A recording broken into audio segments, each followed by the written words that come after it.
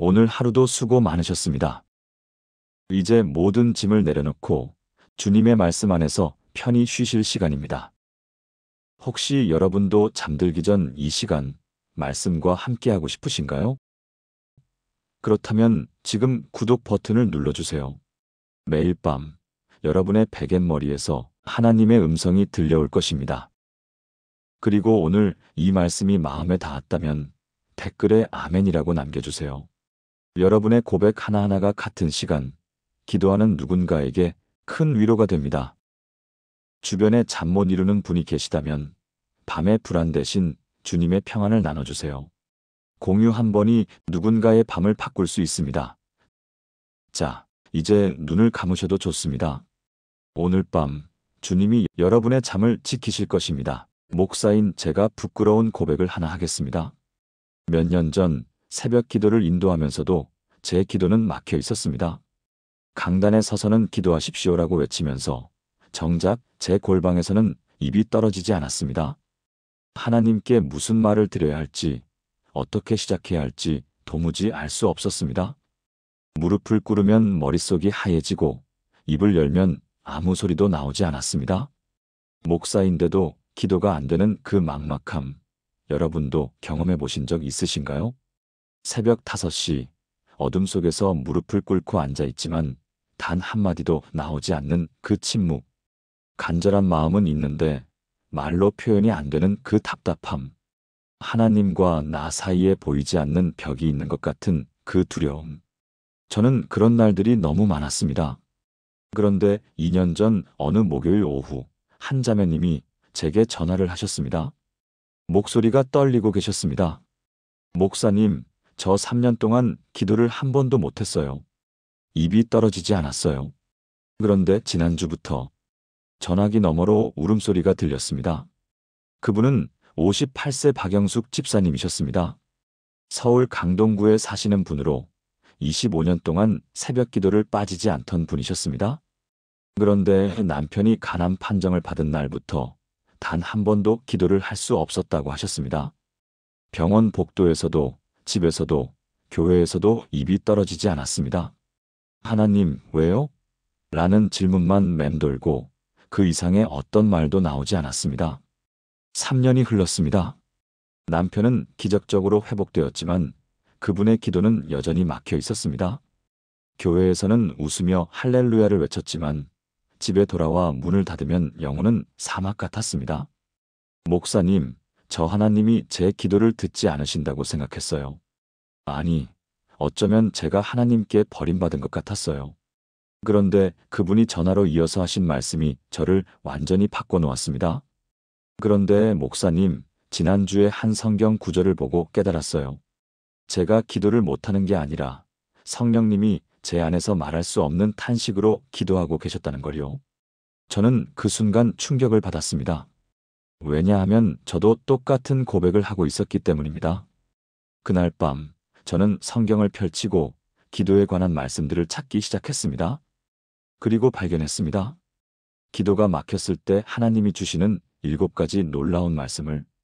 이 말씀들은 단순한 위로가 아니었습니다. 실제로 기도의 문을 여는 열쇠였습니다. 박영숙 집사님도 저도 그리고 이후 이 말씀을 붙잡은 수십 명의 성도들도 경험했습니다. 오늘 여러분과 그 7가지 말씀을 나누고자 합니다. 혹시 지금 여러분도 기도가 막혀 있습니까? 무릎은 꿇지만 말이 나오지 않습니까? 간절한데 표현이 안 됩니까? 오늘 이 말씀이 여러분의 기도를 다시 열어줄 것입니다. 이것은 확실한 하나님의 약속입니다. 여러분, 기도가 막혔을 때 가장 큰 고통이 무엇인지 아십니까? 바로 나는 믿음이 없는 사람인가? 라는 자책입니다. 다른 사람들은 다 기도가 되는데 왜 나만 안 될까? 내가 뭔가 잘못해서 하나님이 멀어지신 걸까? 이런 생각들이 마음을 짓누릅니다. 그런데 성경은 놀라운 진리를 말씀하십니다. 로마서 8장 26절부터 27절을 함께 보시겠습니다. 이와 같이 성령도 우리의 연약함을 도우시나니 우리는 마땅히 기도할 바를 알지 못하나 오직 성령이 말할 수 없는 탄식으로 우리를 위하여 친히 간구하시느니라. 마음을 살피시는 이가 성령의 생각을 아시나니 이는 성령이 하나님의 뜻대로 성도를 위하여 간구하심이니라. 이 말씀이 우리에게 주는 의미가 무엇입니까? 우리가 기도할 말을 잃었을 때 성령님이 우리 안에서 대신 기도하고 계신다는 것입니다. 마땅히 기도할 바를 알지 못하나라는 표현을 주목해 보십시오. 이것은 우리의 실패가 아니라 우리의 현실입니다. 때로 우리는 너무 아파서, 너무 막막해서, 너무 혼란스러워서 무슨 말을 해야 할지 모릅니다. 그런데 바로 그때 성령님이 우리 안에서 말할 수 없는 탄식으로 기도하십니다. 이 말할 수 없는 탄식이라는 표현은 헬라어로 스테나그모이스 알랄레토이스입니다. 말로 표현할 수 없을 정도로 깊고 간절한 신음, 그것이 바로 성령님의 기도입니다. 여러분이 입을 열지 못하고 있을 때 성령님은 여러분 안에서 하나님께 간구하고 계십니다. 여러분의 침묵은 공허가 아니라 성령님의 기도로 가득 찬 시간입니다. 부산 해운대에 사시는 김철수 집사님, 당시 63세셨습니다. 그분은 30년간 건설회사를 운영하셨는데 2023년 8월 회사가 부도 위기에 처했습니다. 평생 모은 재산이 하루아침에 사라질 위기였습니다. 그날 밤 그분은 무릎을 꿇고 기도하려 했습니다. 하지만 입이 떨어지지 않았습니다. 하나님, 이라는 호칭 이후 아무 말도 나오지 않았습니다. 1시간, 2시간, 3시간, 새벽 4시까지 무릎을 꿇고 있었지만 단 한 문장도 완성하지 못했습니다. 그저 눈물만 흘렀습니다. 나는 이제 끝났구나. 하나님도 나를 포기하셨구나. 그렇게 생각하며 일어서려는 순간 로마서 8장 26절이 마음에 떠올랐습니다. 아, 지금 성령님이 내 안에서 기도하고 계시는구나. 그 깨달음과 함께 뭔가가 바뀌기 시작했습니다. 말은 여전히 나오지 않았습니다. 하지만 그 침묵이 더 이상 공허하지 않았습니다. 그 안에서 성령님이 일하고 계신다는 확신이 들었습니다. 그날 이후 김철수 집사님은 매일 새벽 그렇게 기도했습니다. 말이 없는 기도. 그저 무릎 꿇고 하나님 앞에 앉아 있는 시간. 그런데 놀랍게도 일주일 후부터 회사에 변화가 생기기 시작했습니다. 예상치 못한 곳에서 투자자가 나타났고 3개월 만에 회사는 완전히 회복되었습니다. 그분은 지금도 말씀하십니다. 목사님, 그때 제가 한 기도가 뭔지 아세요? 아무것도 아니에요. 그냥 무릎 꿇고 있었을 뿐이에요. 하지만 성령님이 제 안에서 기도하고 계셨어요. 사랑하는 여러분, 지금 저와 함께 이렇게 기도해 보시겠습니까? 하나님 아버지, 오늘 로마서 8장의 약속을 감사드립니다.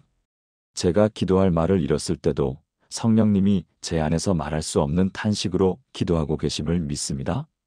지금 이 순간도 성령님이 저를 위해 하나님의 뜻대로 간구하고 계심을 고백합니다. 제 침묵이 더 이상 실패가 아니라 성령님의 기도가 일어나는 거룩한 시간임을 믿습니다. 오늘부터 기도할 말이 없을 때 성령님께 맡기고 의지하게 하소서. 예수님의 이름으로 기도합니다. 아멘. 이 고백을 매일 하십시오. 여러분의 기도가 막혔다면 그것은 끝이 아니라 성령님이 일하실 시작입니다. 기도가 막혔을 때 우리가 흔히 하는 또 다른 실수가 있습니다. 바로 사람들 앞에서 기도해야 한다는 부담감입니다. 교회에서, 구역 예배에서, 가정 예배에서 기도를 맡았을 때 우리는 종종 좋은 말, 믿음 있는 말, 은혜로운 말을 해야 한다는 압박을 느낍니다. 그래서 기도가 더 막힙니다. 하지만 예수님은 전혀 다른 말씀을 하셨습니다. 마태복음 6장 6절을 보십시오. 너는 기도할 때에 내 골방에 들어가 문을 닫고 은밀한 중에 계신 내 아버지께 기도하라. 은밀한 중에 보시는 내 아버지께서 갚으시리라. 이 말씀의 핵심은 무엇입니까? 기도는 사람에게 보이기 위한 것이 아니라 하나님과 나만의 은밀한 교제라는 것입니다. 골방에 들어가 문을 닫으라는 표현은 단순히 물리적 공간만을 의미하지 않습니다. 모든 외적 압박과 기대로부터 자유로워지라는 뜻입니다. 완벽한 기도문이 아니어도 됩니다. 유창한 표현이 아니어도 됩니다. 문법이 틀려도 말이 어눌해도 심지어 말이 없어도 됩니다. 왜냐하면 은밀한 중에 보시는 하나님은 우리의 말이 아니라 우리의 마음을 보시기 때문입니다. 은밀한 중에 보시는이라는 표현은 헬라어로 호 블레폰 엔 토 크립토입니다. 숨겨진 것을 꿰뚫어 보시는 분, 겉으로 드러난 것이 아니라 내면의 진실을 아시는 분, 그분이 바로 우리 아버지이십니다. 대구 수성구에 사시는 이정혜 권사님의 이야기를 들려드리겠습니다. 당시 54세셨던 그분은 교회에서 기도의 사람으로 유명했습니다. 새벽기도 인도를 자주 맡으셨고 모든 성도들이 그분의 기도를 듣고 은혜를 받았습니다. 그런데 2024년 3월 큰딸이 교통사고를 당했습니다. 다행히 생명에는 지장이 없었지만 6개월간 병원에 입원해야 했습니다. 그날 이후 이정혜 권사님은 교회에서 기도를 할 수 없었습니다. 새벽기도 인도를 부탁받았지만 죄송합니다라며 거절했습니다. 기도 제목을 나누는 시간에도 입을 열지 못했습니다. 다들 내가 기도를 잘한다고 생각하는데 정작 내 딸의 상황 앞에서 나는 아무 말도 할 수 없어. 그분은 자책했습니다. 그런데 어느 날 새벽 그분은 집 다락방에 혼자 올라갔습니다. 문을 닫고 무릎을 꿇고 그냥 앉아 있었습니다. 아무 말도 하지 않았습니다. 그저 눈물만 흘렸습니다. 10분, 20분, 30분. 그렇게 앉아 있는데 마태복음 6장 6절이 마음에 떠올랐습니다. 아, 하나님은 지금 이 모습을 보고 계시는구나. 내 말이 아니라 내 마음을 보고 계시는구나. 그날부터 이정혜 권사님의 기도가 바뀌었습니다. 더 이상 사람들 앞에서 기도하려고 애쓰지 않았습니다. 대신 매일 새벽 다락방에서 문을 닫고 하나님과 단둘이 있는 시간을 가졌습니다. 때로는 말이 있었고 때로는 침묵뿐이었습니다. 하지만 그 시간이 지나고 나면 마음의 평안이 찾아왔습니다. 3개월이 지났을 때 딸은 완전히 회복되어 퇴원했습니다. 그리고 이정혜 권사님은 다시 교회에서 기도를 인도하게 되었습니다. 하지만 예전과 달랐습니다. 더 이상 완벽한 기도문을 외우지 않았습니다. 그저 골방에서 하나님께 드렸던 그 진솔한 마음을 그대로 드렸습니다. 그랬더니 사람들이 말했습니다. 권사님 기도가 전보다 훨씬 더 은혜롭습니다. 사랑하는 여러분, 지금 저와 함께 이렇게 기도해 보시겠습니까? 사랑의 하나님, 골방에 들어가 문을 닫고 은밀히 기도하라는 말씀을 감사드립니다. 저는 더 이상 사람들 앞에서 잘 보이려고 애쓰지 않겠습니다. 주님만 보시면 되는 은밀한 그 자리에서 제 진실한 마음을 드립니다. 완벽하지 않아도, 유창하지 않아도, 심지어 말이 없어도 괜찮습니다. 주님은 제 마음을 보시는 분이심을 믿습니다. 오늘부터 골방 기도의 은혜를 경험하게 하소서. 예수님의 이름으로 기도합니다. 아멘. 오늘부터 여러분만의 골방을 찾으십시오. 그곳에서 하나님과 단둘이 있는 시간을 가지십시오. 기도가 막히는 또 다른 이유가 있습니다. 바로 하나님과 나 사이에 거리가 있다는 느낌입니다. 마치 하나님이 저 멀리 계시고 내 기도가 그분께 닿지 않는 것 같은 느낌. 하지만 예수님은 놀라운 약속을 하셨습니다. 요한복음 15장 7절을 보십시오. 너희가 내 안에 거하고 내 말이 너희 안에 거하면 무엇이든지 원하는 대로 구하라. 그리하면 이루리라. 이 말씀의 핵심은 무엇입니까? 기도의 능력은 우리가 예수님 안에 거할 때 나온다는 것입니다. 거하다라는 단어는 헬라어로 메노입니다. 이것은 단순히 잠깐 머물다가 아니라 계속해서 그 안에 있다. 그곳을 삶의 자리로 삼는다는 의미입니다. 포도나무 비유를 기억하십니까? 가지가 나무에 붙어 있지 않으면 열매를 맺을 수 없듯이 우리도 예수님 안에 거하지 않으면 기도의 열매를 맺을 수 없습니다. 그런데 여기서 중요한 것은 이 거함이 우리의 노력이 아니라 예수님의 초대라는 사실입니다. 예수님이 먼저 내 안에 거하라고 말씀하셨습니다. 우리가 예수님께 다가가는 것이 아니라 예수님이 우리를 자신 안에 품으시는 것입니다. 인천 부평구에 사시는 최영민 성도님의 이야기입니다. 당시 47세였던 그분은 IT 회사에서 팀장으로 일하고 계셨습니다. 업무 스트레스가 극심했고 매일 밤 11시에 퇴근했습니다. 2024년 6월 그분은 극심한 번아웃을 경험했습니다. 일도, 가정도 신앙도 모든 것이 무너지는 것 같았습니다. 하나님, 저 이제 못하겠어요. 기도하려고 했지만 하나님이 너무 멀게 느껴졌습니다. 마치 수천 킬로미터 떨어진 곳에서 소리를 지르는 것 같았습니다. 내 기도가 하나님께 닿기나 할까? 그런 의심이 들었습니다. 어느 주일 설교 중에 요한복음 15장 7절을 들었습니다. 너희가 내 안에 거하고. 그 순간 뭔가 깨달았습니다. 아, 내가 하나님께 다가가려고 애쓸 필요가 없구나. 이미 예수님 안에 있는 거구나. 그날 밤 집에 돌아와 침대에 누워 기도했습니다. 아니, 기도라기보다는 고백이었습니다. 예수님, 저 지금 당신 안에 있습니다. 제가 어디에 있든 무엇을 하든 저는 당신 안에 있습니다. 그렇게 고백하니 마음의 평안이 찾아왔습니다. 이상하게도 더 이상 하나님이 멀게 느껴지지 않았습니다. 그날 이후 최영민 성도님은 매일 이렇게 기도하기 시작했습니다. 예수님, 저 지금 당신 안에 거합니다. 짧은 한 문장. 하지만 이 한 문장이 모든 것을 바꿔놓았습니다. 출근길 지하철에서 회의 시작 전에, 점심시간에, 퇴근길에. 예수님, 저 지금 당신 안에 거합니다. 이 고백을 반복했습니다. 2개월이 지났을 때 놀라운 일이 일어났습니다. 번아웃이 사라졌습니다. 같은 일을 하는데도 마음이 평안했습니다. 같은 스트레스 상황인데도 무너지지 않았습니다. 왜일까요? 예수님 안에 거하는 사람은 어떤 상황에서도 혼자가 아니기 때문입니다. 사랑하는 여러분, 지금 저와 함께 이렇게 기도해 보시겠습니까? 사랑하는 예수님, 저를 주님 안에 거하게 하시는 은혜를 감사드립니다. 제가 주님께 다가가려고 애쓰지 않아도 이미 주님 안에 있음을 믿습니다. 제가 어디에 있든 무엇을 하든 어떤 상태에 있든 저는 주님 안에 거합니다. 주님의 말씀이 제 안에 거하게 하시고 제가 주님 안에 거하게 하소서. 이 거함의 은혜 안에서 무엇이든지 구하는 기도의 능력을 경험하게 하소서. 예수님의 이름으로 기도합니다. 아멘. 오늘부터 이 고백을 반복하십시오.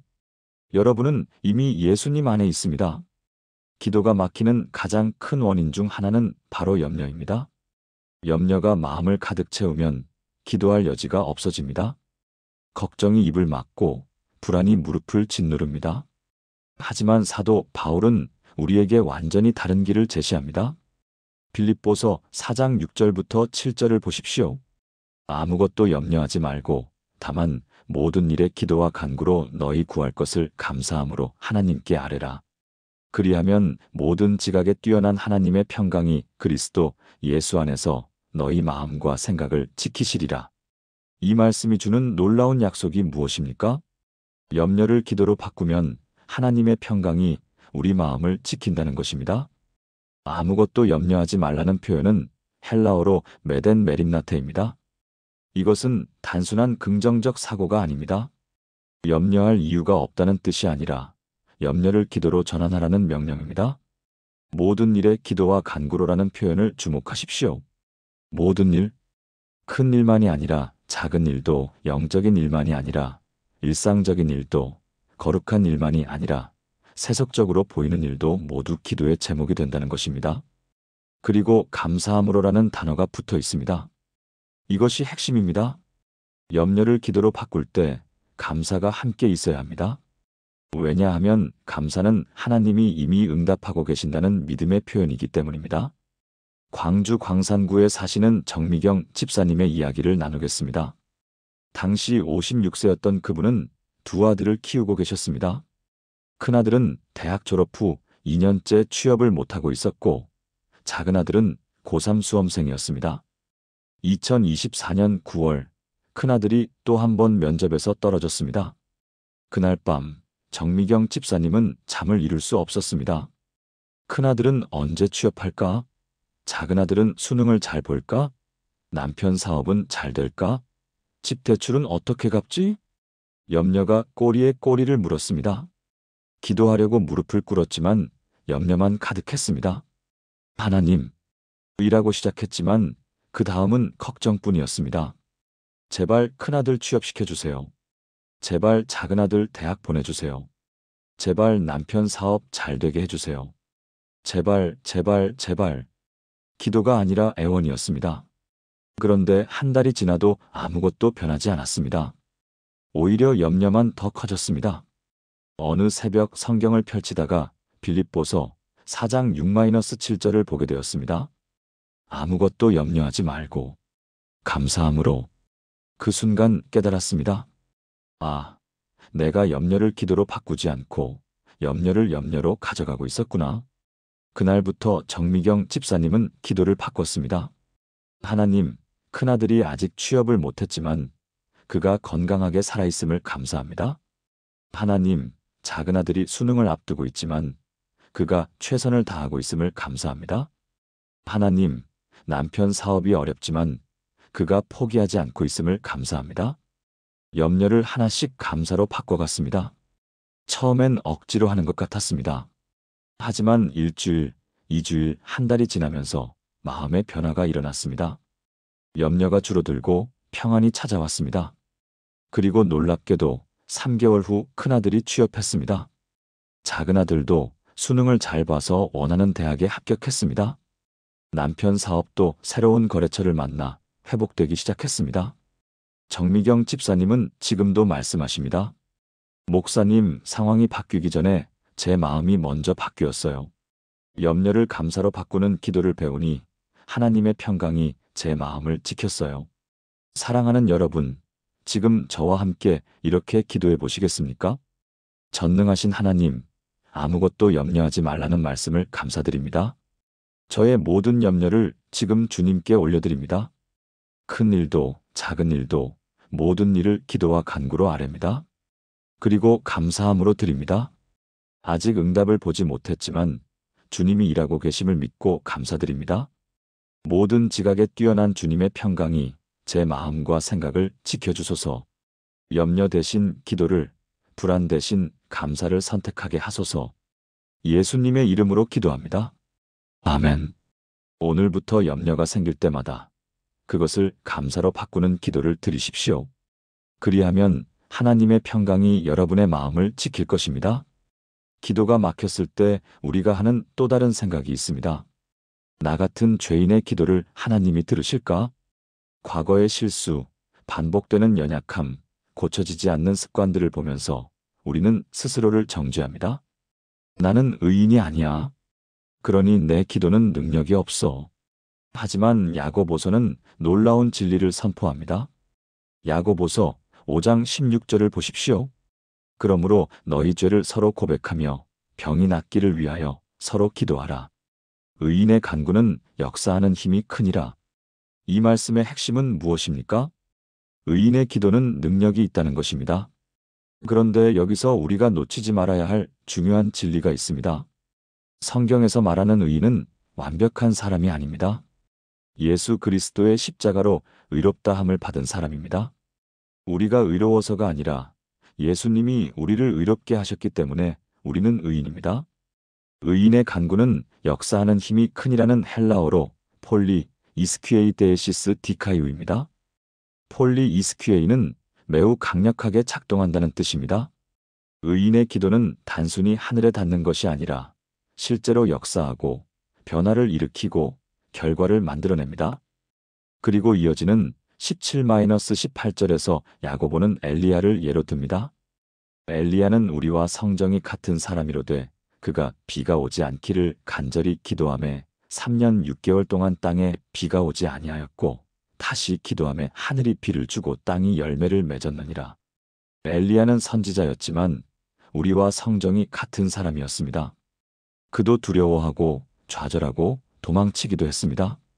하지만 그의 기도는 하늘을 열고 닫는 능력이 있었습니다. 전주 덕진구에 사시는 박영수 권사님의 이야기입니다. 당시 61세였던 그분은 30년 넘게 신앙생활을 하셨지만 항상 자신을 죄인이라고 생각하셨습니다. 과거에 남편과 다툼이 많았고 자녀들에게 상처를 준 기억들이 있었습니다. 비록 회개하고 용서받았지만 그 기억들이 마음을 짓눌렀습니다. 2023년 11월 손자가 아파서 병원에 입원했습니다. 원인을 알 수 없는 고열이 일주일째 계속되었습니다. 박영수 권사님은 병원 복도에서 기도하고 싶었지만 입이 떨어지지 않았습니다.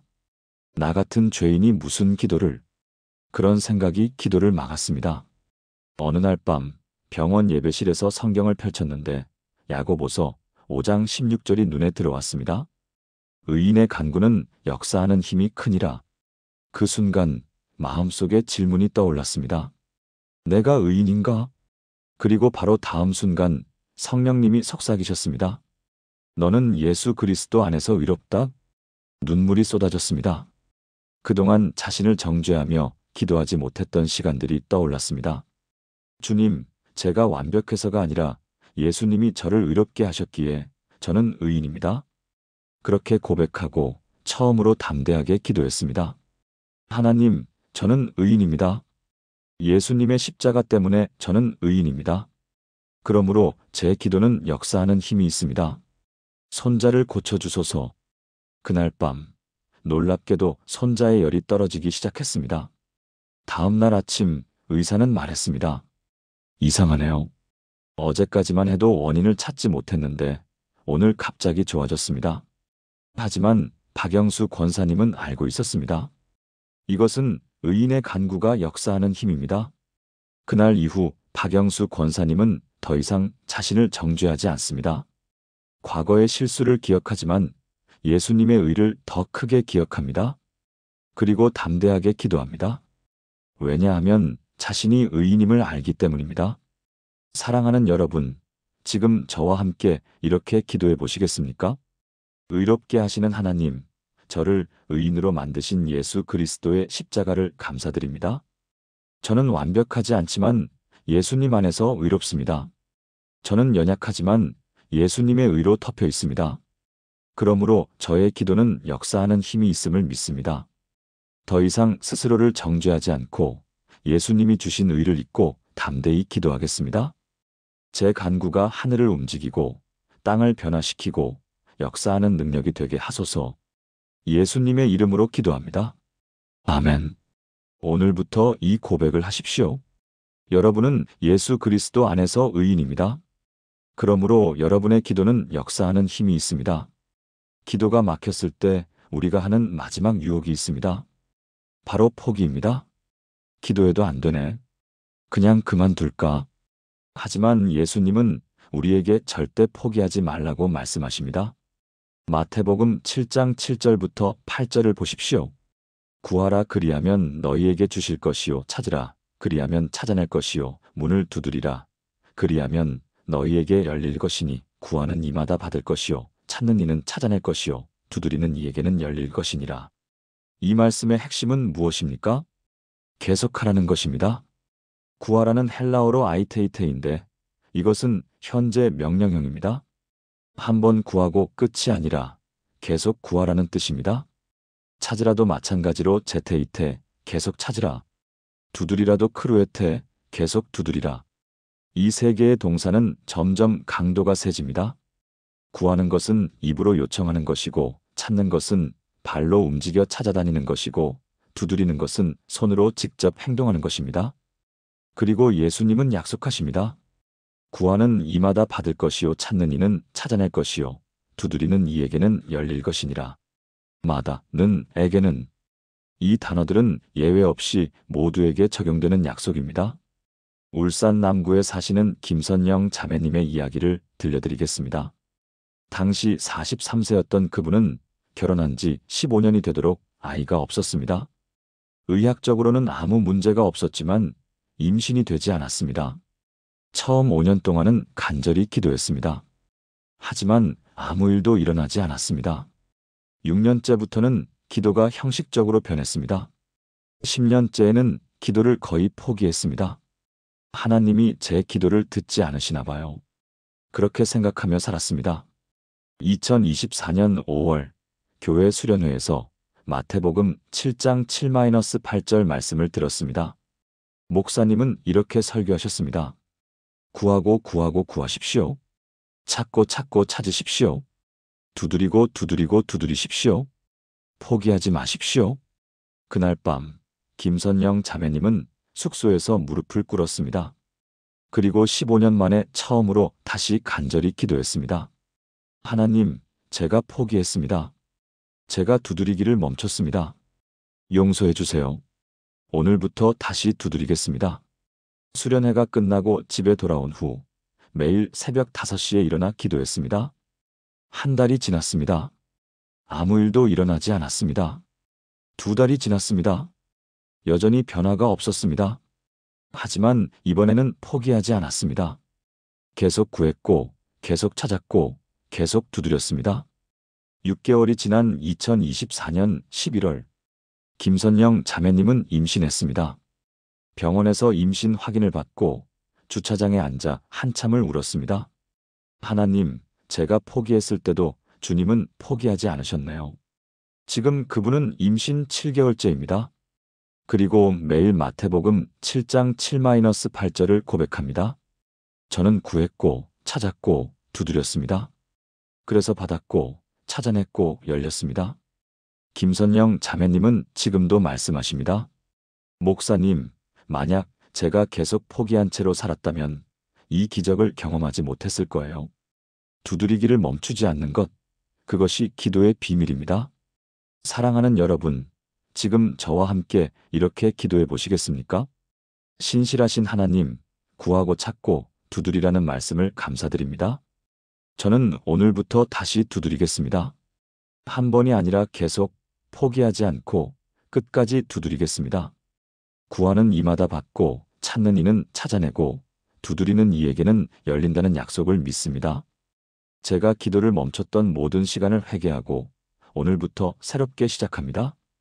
주님의 때에 주님의 방법으로 반드시 응답하심을 믿고 기다리겠습니다. 예수님의 이름으로 기도합니다. 아멘. 오늘부터 다시 두드리십시오. 포기했던 기도 제목이 있다면 다시 시작하십시오. 하나님은 두드리는 사람에게 반드시 열어주십니다. 마지막 7번째 말씀입니다. 기도가 막혔을 때 우리에게 필요한 것은 구체적인 실천 방법입니다. 어떻게 기도해야 할지, 언제 기도해야 할지, 얼마나 자주 기도해야 할지. 다윗은 시편에서 자신의 기도 습관을 이렇게 고백합니다. 시편 55편 17절을 보십시오. 저녁과 아침과 정오에 내가 근심하여 탄식하리니 여호와께서 내 소리를 들으시리로다. 이 말씀의 핵심은 무엇입니까? 하루에 3번 정해진 시간에 기도하는 습관입니다. 저녁과 아침과 정오는 단순히 3번이라는 숫자가 아닙니다. 하루의 시작과 중간과 끝을 하나님께 드린다는 의미입니다. 아침에 하나님을 찾으면 하루를 하나님과 함께 시작합니다. 정오에 하나님을 찾으면 하루 중간에 하나님께 방향을 재조정합니다. 저녁에 하나님을 찾으면 하루를 하나님께 감사하며 마무리합니다. 다윗은 근심하여 탄식하리니라고 말합니다. 이것은 형식적인 기도가 아니라 진심이 담긴 기도를 의미합니다. 그리고 마지막 구절이 중요합니다. 여호와께서 내 소리를 들으시리로다. 이것은 확신입니다. 규칙적으로 진심으로 기도하는 사람의 소리를 하나님은 반드시 들으십니다. 수원 영통구에 사시는 한미라 집사님의 이야기로 마무리하겠습니다. 당시 51세였던 그분은 20년 넘게 신앙생활을 했지만 기도 생활은 불규칙했습니다. 생각날 때, 필요할 때, 위급할 때만 기도했습니다. 2024년 1월 새해를 맞으며 결심했습니다. 올해는 규칙적으로 기도하자.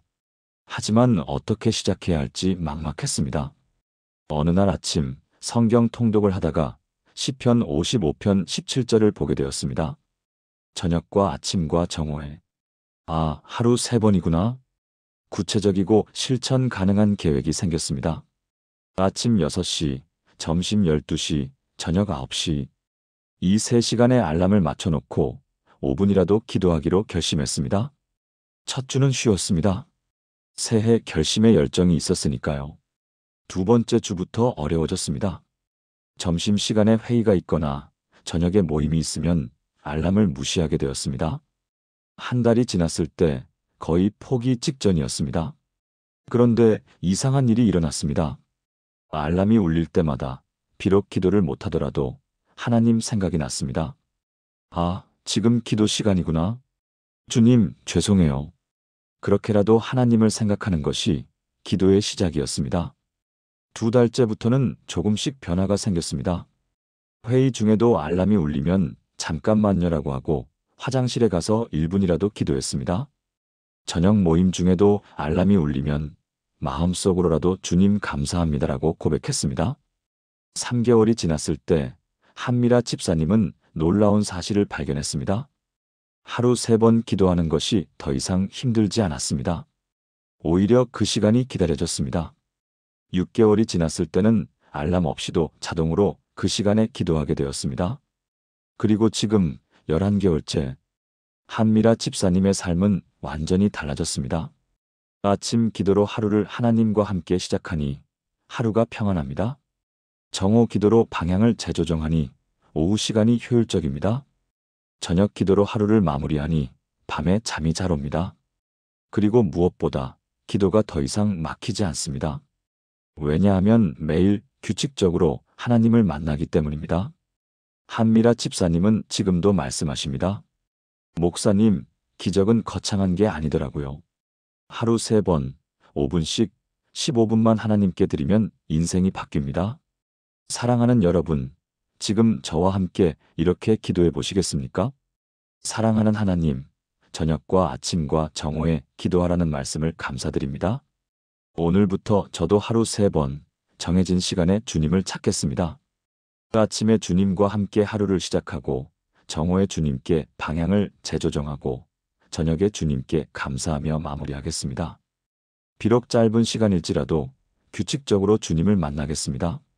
그리하면 주님이 제 소리를 들으실 줄 믿습니다. 이 습관이 제 삶에 뿌리 내리게 하시고 기도의 사람으로 세워주소서. 예수님의 이름으로 기도합니다. 아멘. 오늘부터 시작하십시오. 하루 3번, 5분이라도 좋습니다. 규칙적으로 하나님을 만나십시오. 지금까지 나눈 7가지 말씀을 하나의 기도로 드리겠습니다. 함께 기도하시겠습니까? 전능하신 하나님 아버지, 오늘 이 시간 기도가 막혔을 때 붙잡을 수 있는 7가지 말씀을 주셔서 감사합니다. 성령님이 우리 안에서 대신 기도하시고 은밀한 곳에서 우리를 보시며 예수님 안에 거하게 하시고 염려 대신 기도로 인도하시며 의인의 간구로 역사하게 하시고 구하고 찾고 두드리라 명하시며 하루 3번 규칙적으로 기도하라 가르치신 주님을 찬양합니다. 저는 고백합니다. 제가 기도할 말을 잃었을 때도 성령님이 제 안에서 말할 수 없는 탄식으로 간구하십니다.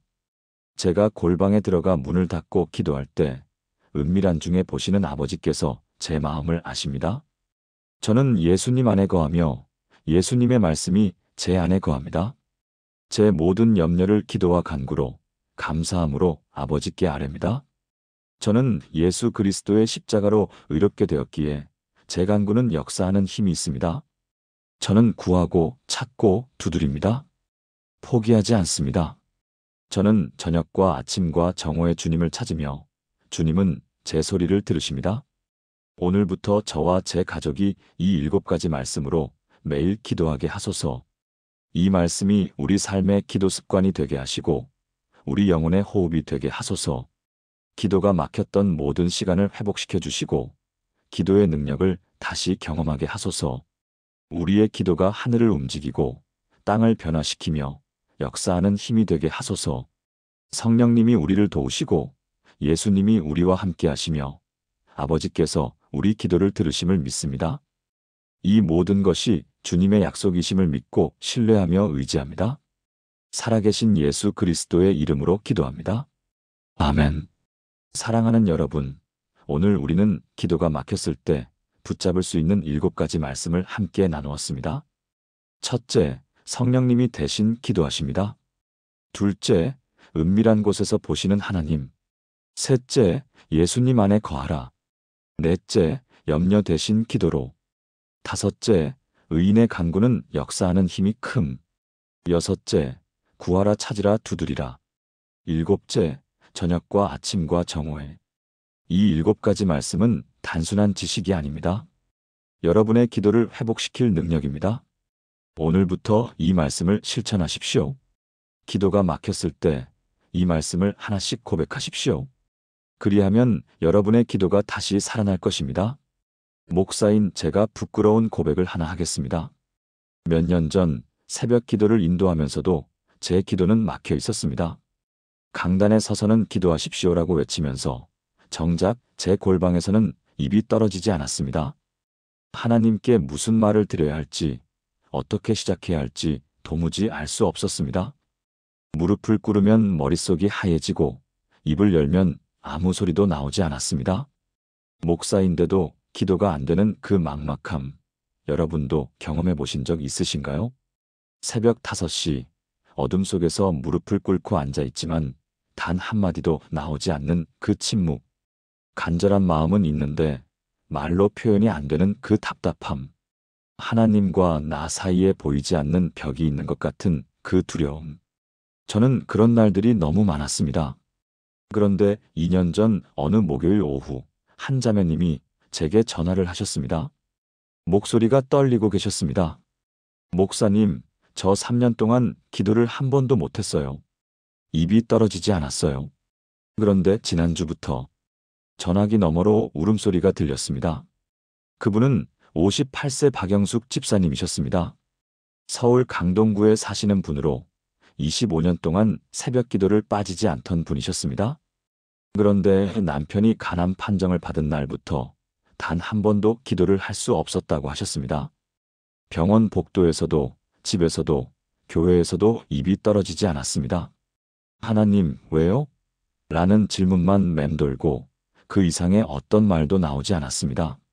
3년이 흘렀습니다. 남편은 기적적으로 회복되었지만 그분의 기도는 여전히 막혀 있었습니다. 교회에서는 웃으며 할렐루야를 외쳤지만 집에 돌아와 문을 닫으면 영혼은 사막 같았습니다. 목사님, 저 하나님이 제 기도를 듣지 않으신다고 생각했어요. 아니, 어쩌면 제가 하나님께 버림받은 것 같았어요. 그런데 그분이 전화로 이어서 하신 말씀이 저를 완전히 바꿔놓았습니다.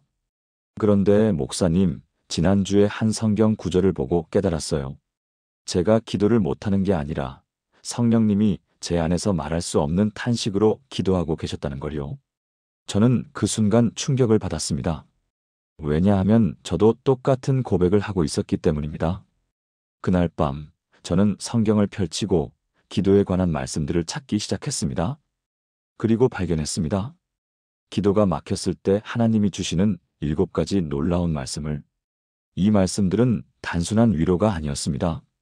실제로 기도의 문을 여는 열쇠였습니다. 박영숙 집사님도 저도 그리고 이후 이 말씀을 붙잡은 수십 명의 성도들도 경험했습니다. 오늘 여러분과 그 7가지 말씀을 나누고자 합니다. 혹시 지금 여러분도 기도가 막혀 있습니까? 무릎은 꿇지만 말이 나오지 않습니까? 간절한데 표현이 안 됩니까? 오늘 이 말씀이 여러분의 기도를 다시 열어줄 것입니다. 이것은 확실한 하나님의 약속입니다. 여러분, 기도가 막혔을 때 가장 큰 고통이 무엇인지 아십니까? 바로 나는 믿음이 없는 사람인가? 라는 자책입니다. 다른 사람들은 다 기도가 되는데 왜 나만 안 될까? 내가 뭔가 잘못해서 하나님이 멀어지신 걸까? 이런 생각들이 마음을 짓누릅니다. 그런데 성경은 놀라운 진리를 말씀하십니다. 로마서 8장 26절부터 27절을 함께 보시겠습니다. 이와 같이 성령도 우리의 연약함을 도우시나니 우리는 마땅히 기도할 바를 알지 못하나 오직 성령이 말할 수 없는 탄식으로 우리를 위하여 친히 간구하시느니라. 마음을 살피시는 이가 성령의 생각을 아시나니 이는 성령이 하나님의 뜻대로 성도를 위하여 간구하심이니라. 이 말씀이 우리에게 주는 의미가 무엇입니까? 우리가 기도할 말을 잃었을 때 성령님이 우리 안에서 대신 기도하고 계신다는 것입니다. 마땅히 기도할 바를 알지 못하나라는 표현을 주목해 보십시오. 이것은 우리의 실패가 아니라 우리의 현실입니다. 때로 우리는 너무 아파서, 너무 막막해서, 너무 혼란스러워서 무슨 말을 해야 할지 모릅니다. 그런데 바로 그때 성령님이 우리 안에서 말할 수 없는 탄식으로 기도하십니다. 이 말할 수 없는 탄식이라는 표현은 헬라어로 스테나그모이스 알랄레토이스입니다. 말로 표현할 수 없을 정도로 깊고 간절한 신음, 그것이 바로 성령님의 기도입니다. 여러분이 입을 열지 못하고 있을 때 성령님은 여러분 안에서 하나님께 간구하고 계십니다. 여러분의 침묵은 공허가 아니라 성령님의 기도로 가득 찬 시간입니다. 부산 해운대에 사시는 김철수 집사님, 당시 63세셨습니다. 그분은 30년간 건설 회사를 운영하셨는데 2023년 8월 회사가 부도 위기에 처했습니다. 평생 모은 재산이 하루아침에 사라질 위기였습니다. 그날 밤 그분은 무릎을 꿇고 기도하려 했습니다. 하지만 입이 떨어지지 않았습니다.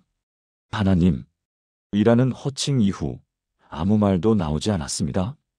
1시간, 2시간, 3시간, 새벽 4시까지 무릎을 꿇고 있었지만 단 한 문장도 완성하지 못했습니다. 그저 눈물만 흘렀습니다. 나는 이제 끝났구나. 하나님도 나를 포기하셨구나. 그렇게 생각하며 일어서려는 순간 로마서 8장 26절이 마음에 떠올랐습니다. 아, 지금 성령님이 내 안에서 기도하고 계시는구나. 그 깨달음과 함께 뭔가가 바뀌기 시작했습니다. 말은 여전히 나오지 않았습니다. 하지만 그 침묵이 더 이상 공허하지 않았습니다. 그 안에서 성령님이 일하고 계신다는 확신이 들었습니다. 그날 이후 김철수 집사님은 매일 새벽 그렇게 기도했습니다. 말이 없는 기도. 그저 무릎 꿇고 하나님 앞에 앉아 있는 시간. 그런데 놀랍게도 일주일 후부터 회사에 변화가 생기기 시작했습니다. 예상치 못한 곳에서 투자자가 나타났고 3개월 만에 회사는 완전히 회복되었습니다. 그분은 지금도 말씀하십니다. 목사님, 그때 제가 한 기도가 뭔지 아세요? 아무것도 아니에요. 그냥 무릎 꿇고 있었을 뿐이에요. 하지만 성령님이 제 안에서 기도하고 계셨어요. 사랑하는 여러분, 지금 저와 함께 이렇게 기도해 보시겠습니까? 하나님 아버지, 오늘 로마서 8장의 약속을 감사드립니다. 제가 기도할 말을 잃었을 때도 성령님이 제 안에서 말할 수 없는 탄식으로 기도하고 계심을 믿습니다. 지금 이 순간도 성령님이 저를 위해 하나님의 뜻대로 간구하고 계심을 고백합니다. 제 침묵이 더 이상 실패가 아니라 성령님의 기도가 일어나는 거룩한 시간임을 믿습니다. 오늘부터 기도할 말이 없을 때 성령님께 맡기고 의지하게 하소서. 예수님의 이름으로 기도합니다. 아멘. 이 고백을 매일 하십시오. 여러분의 기도가 막혔다면 그것은 끝이 아니라 성령님이 일하실 시작입니다. 기도가 막혔을 때 우리가 흔히 하는 또 다른 실수가 있습니다. 바로 사람들 앞에서 기도해야 한다는 부담감입니다. 교회에서, 구역 예배에서, 가정 예배에서 기도를 맡았을 때 우리는 종종 좋은 말, 믿음 있는 말, 은혜로운 말을 해야 한다는 압박을 느낍니다. 그래서 기도가 더 막힙니다. 하지만 예수님은 전혀 다른 말씀을 하셨습니다. 마태복음 6장 6절을 보십시오. 너는 기도할 때에 내 골방에 들어가 문을 닫고 은밀한 중에 계신 내 아버지께 기도하라. 은밀한 중에 보시는 내 아버지께서 갚으시리라. 이 말씀의 핵심은 무엇입니까? 기도는 사람에게 보이기 위한 것이 아니라 하나님과 나만의 은밀한 교제라는 것입니다. 골방에 들어가 문을 닫으라는 표현은 단순히 물리적 공간만을 의미하지 않습니다. 모든 외적 압박과 기대로부터 자유로워지라는 뜻입니다. 완벽한 기도문이 아니어도 됩니다. 유창한 표현이 아니어도 됩니다. 문법이 틀려도 말이 어눌해도 심지어 말이 없어도 됩니다. 왜냐하면 은밀한 중에 보시는 하나님은 우리의 말이 아니라 우리의 마음을 보시기 때문입니다. 은밀한 중에 보시는이라는 표현은 헬라어로 호 블레폰 엔 토 크립토입니다. 숨겨진 것을 꿰뚫어 보시는 분, 겉으로 드러난 것이 아니라 내면의 진실을 아시는 분, 그분이 바로 우리 아버지이십니다. 대구 수성구에 사시는 이정혜 권사님의 이야기를 들려드리겠습니다. 당시 54세셨던 그분은 교회에서 기도의 사람으로 유명했습니다. 새벽기도 인도를 자주 맡으셨고 모든 성도들이 그분의 기도를 듣고 은혜를 받았습니다. 그런데 2024년 3월 큰딸이 교통사고를 당했습니다. 다행히 생명에는 지장이 없었지만 6개월간 병원에 입원해야 했습니다. 그날 이후 이정혜 권사님은 교회에서 기도를 할 수 없었습니다. 새벽 기도 인도를 부탁받았지만 죄송합니다라며 거절했습니다. 기도 제목을 나누는 시간에도 입을 열지 못했습니다. 다들 내가 기도를 잘한다고 생각하는데 정작 내 딸의 상황 앞에서 나는 아무 말도 할 수 없어. 그분은 자책했습니다. 그런데 어느 날 새벽 그분은 집 다락방에 혼자 올라갔습니다. 문을 닫고 무릎을 꿇고 그냥 앉아 있었습니다. 아무 말도 하지 않았습니다. 그저 눈물만 흘렸습니다. 10분, 20분, 30분. 그렇게 앉아 있는데 마태복음 6장 6절이 마음에 떠올랐습니다. 아, 하나님은 지금 이 모습을 보고 계시는구나. 내 말이 아니라 내 마음을 보고 계시는구나. 그날부터 이정혜 권사님의 기도가 바뀌었습니다. 더 이상 사람들 앞에서 기도하려고 애쓰지 않았습니다. 대신 매일 새벽 다락방에서 문을 닫고 하나님과 단둘이 있는 시간을 가졌습니다. 때로는 말이 있었고 때로는 침묵뿐이었습니다. 하지만 그 시간이 지나고 나면 마음의 평안이 찾아왔습니다. 3개월이 지났을 때 딸은 완전히 회복되어 퇴원했습니다. 그리고 이정혜 권사님은 다시 교회에서 기도를 인도하게 되었습니다. 하지만 예전과 달랐습니다. 더 이상 완벽한 기도문을 외우지 않았습니다. 그저 골방에서 하나님께 드렸던 그 진솔한 마음을 그대로 드렸습니다. 그랬더니 사람들이 말했습니다. 권사님 기도가 전보다 훨씬 더 은혜롭습니다. 사랑하는 여러분, 지금 저와 함께 이렇게 기도해 보시겠습니까? 사랑의 하나님, 골방에 들어가 문을 닫고 은밀히 기도하라는 말씀을 감사드립니다. 저는 더 이상 사람들 앞에서 잘 보이려고 애쓰지 않겠습니다. 주님만 보시면 되는 은밀한 그 자리에서 제 진실한 마음을 드립니다. 완벽하지 않아도, 유창하지 않아도, 심지어 말이 없어도 괜찮습니다.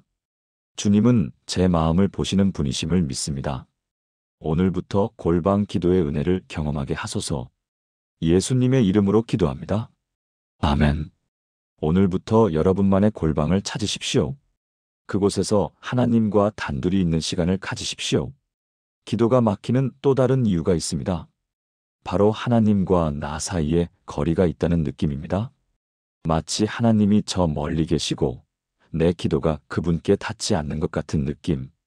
하지만 예수님은 놀라운 약속을 하셨습니다.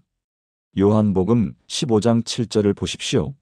너희가 내 안에 거하고 내 말이 너희 안에 거하면 무엇이든지 원하는 대로 구하라.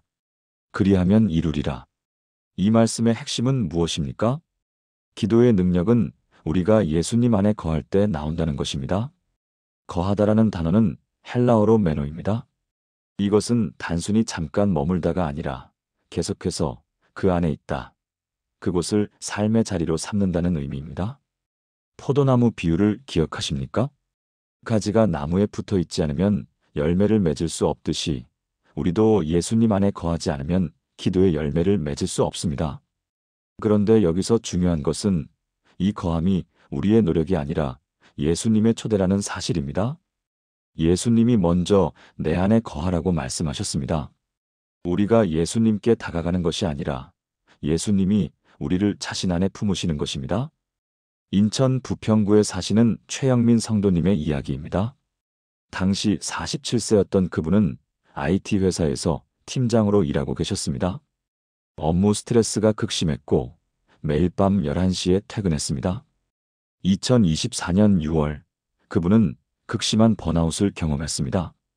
일도, 가정도, 신앙도 모든 것이 무너지는 것 같았습니다. 하나님, 저 이제 못하겠어요. 기도하려고 했지만 하나님이 너무 멀게 느껴졌습니다. 마치 수천 킬로미터 떨어진 곳에서 소리를 지르는 것 같았습니다. 내 기도가 하나님께 닿기나 할까? 그런 의심이 들었습니다. 어느 주일 설교 중에 요한복음 15장 7절을 들었습니다. 너희가 내 안에 거하고 그 순간 뭔가 깨달았습니다. 아, 내가 하나님께 다가가려고 애쓸 필요가 없구나. 이미 예수님 안에 있는 거구나. 그날 밤 집에 돌아와 침대에 누워 기도했습니다. 아니, 기도라기보다는 고백이었습니다. 예수님, 저 지금 당신 안에 있습니다. 제가 어디에 있든 무엇을 하든 저는 당신 안에 있습니다. 그렇게 고백하니 마음의 평안이 찾아왔습니다. 이상하게도 더 이상 하나님이 멀게 느껴지지 않았습니다. 그날 이후 최영민 성도님은 매일 이렇게 기도하기 시작했습니다. 예수님, 저 지금 당신 안에 거합니다. 짧은 한 문장. 하지만 이 한 문장이 모든 것을 바꿔놓았습니다. 출근길 지하철에서, 회의 시작 전에, 점심시간에, 퇴근길에. 예수님, 저 지금 당신 안에 거합니다. 이 고백을 반복했습니다. 2개월이 지났을 때 놀라운 일이 일어났습니다.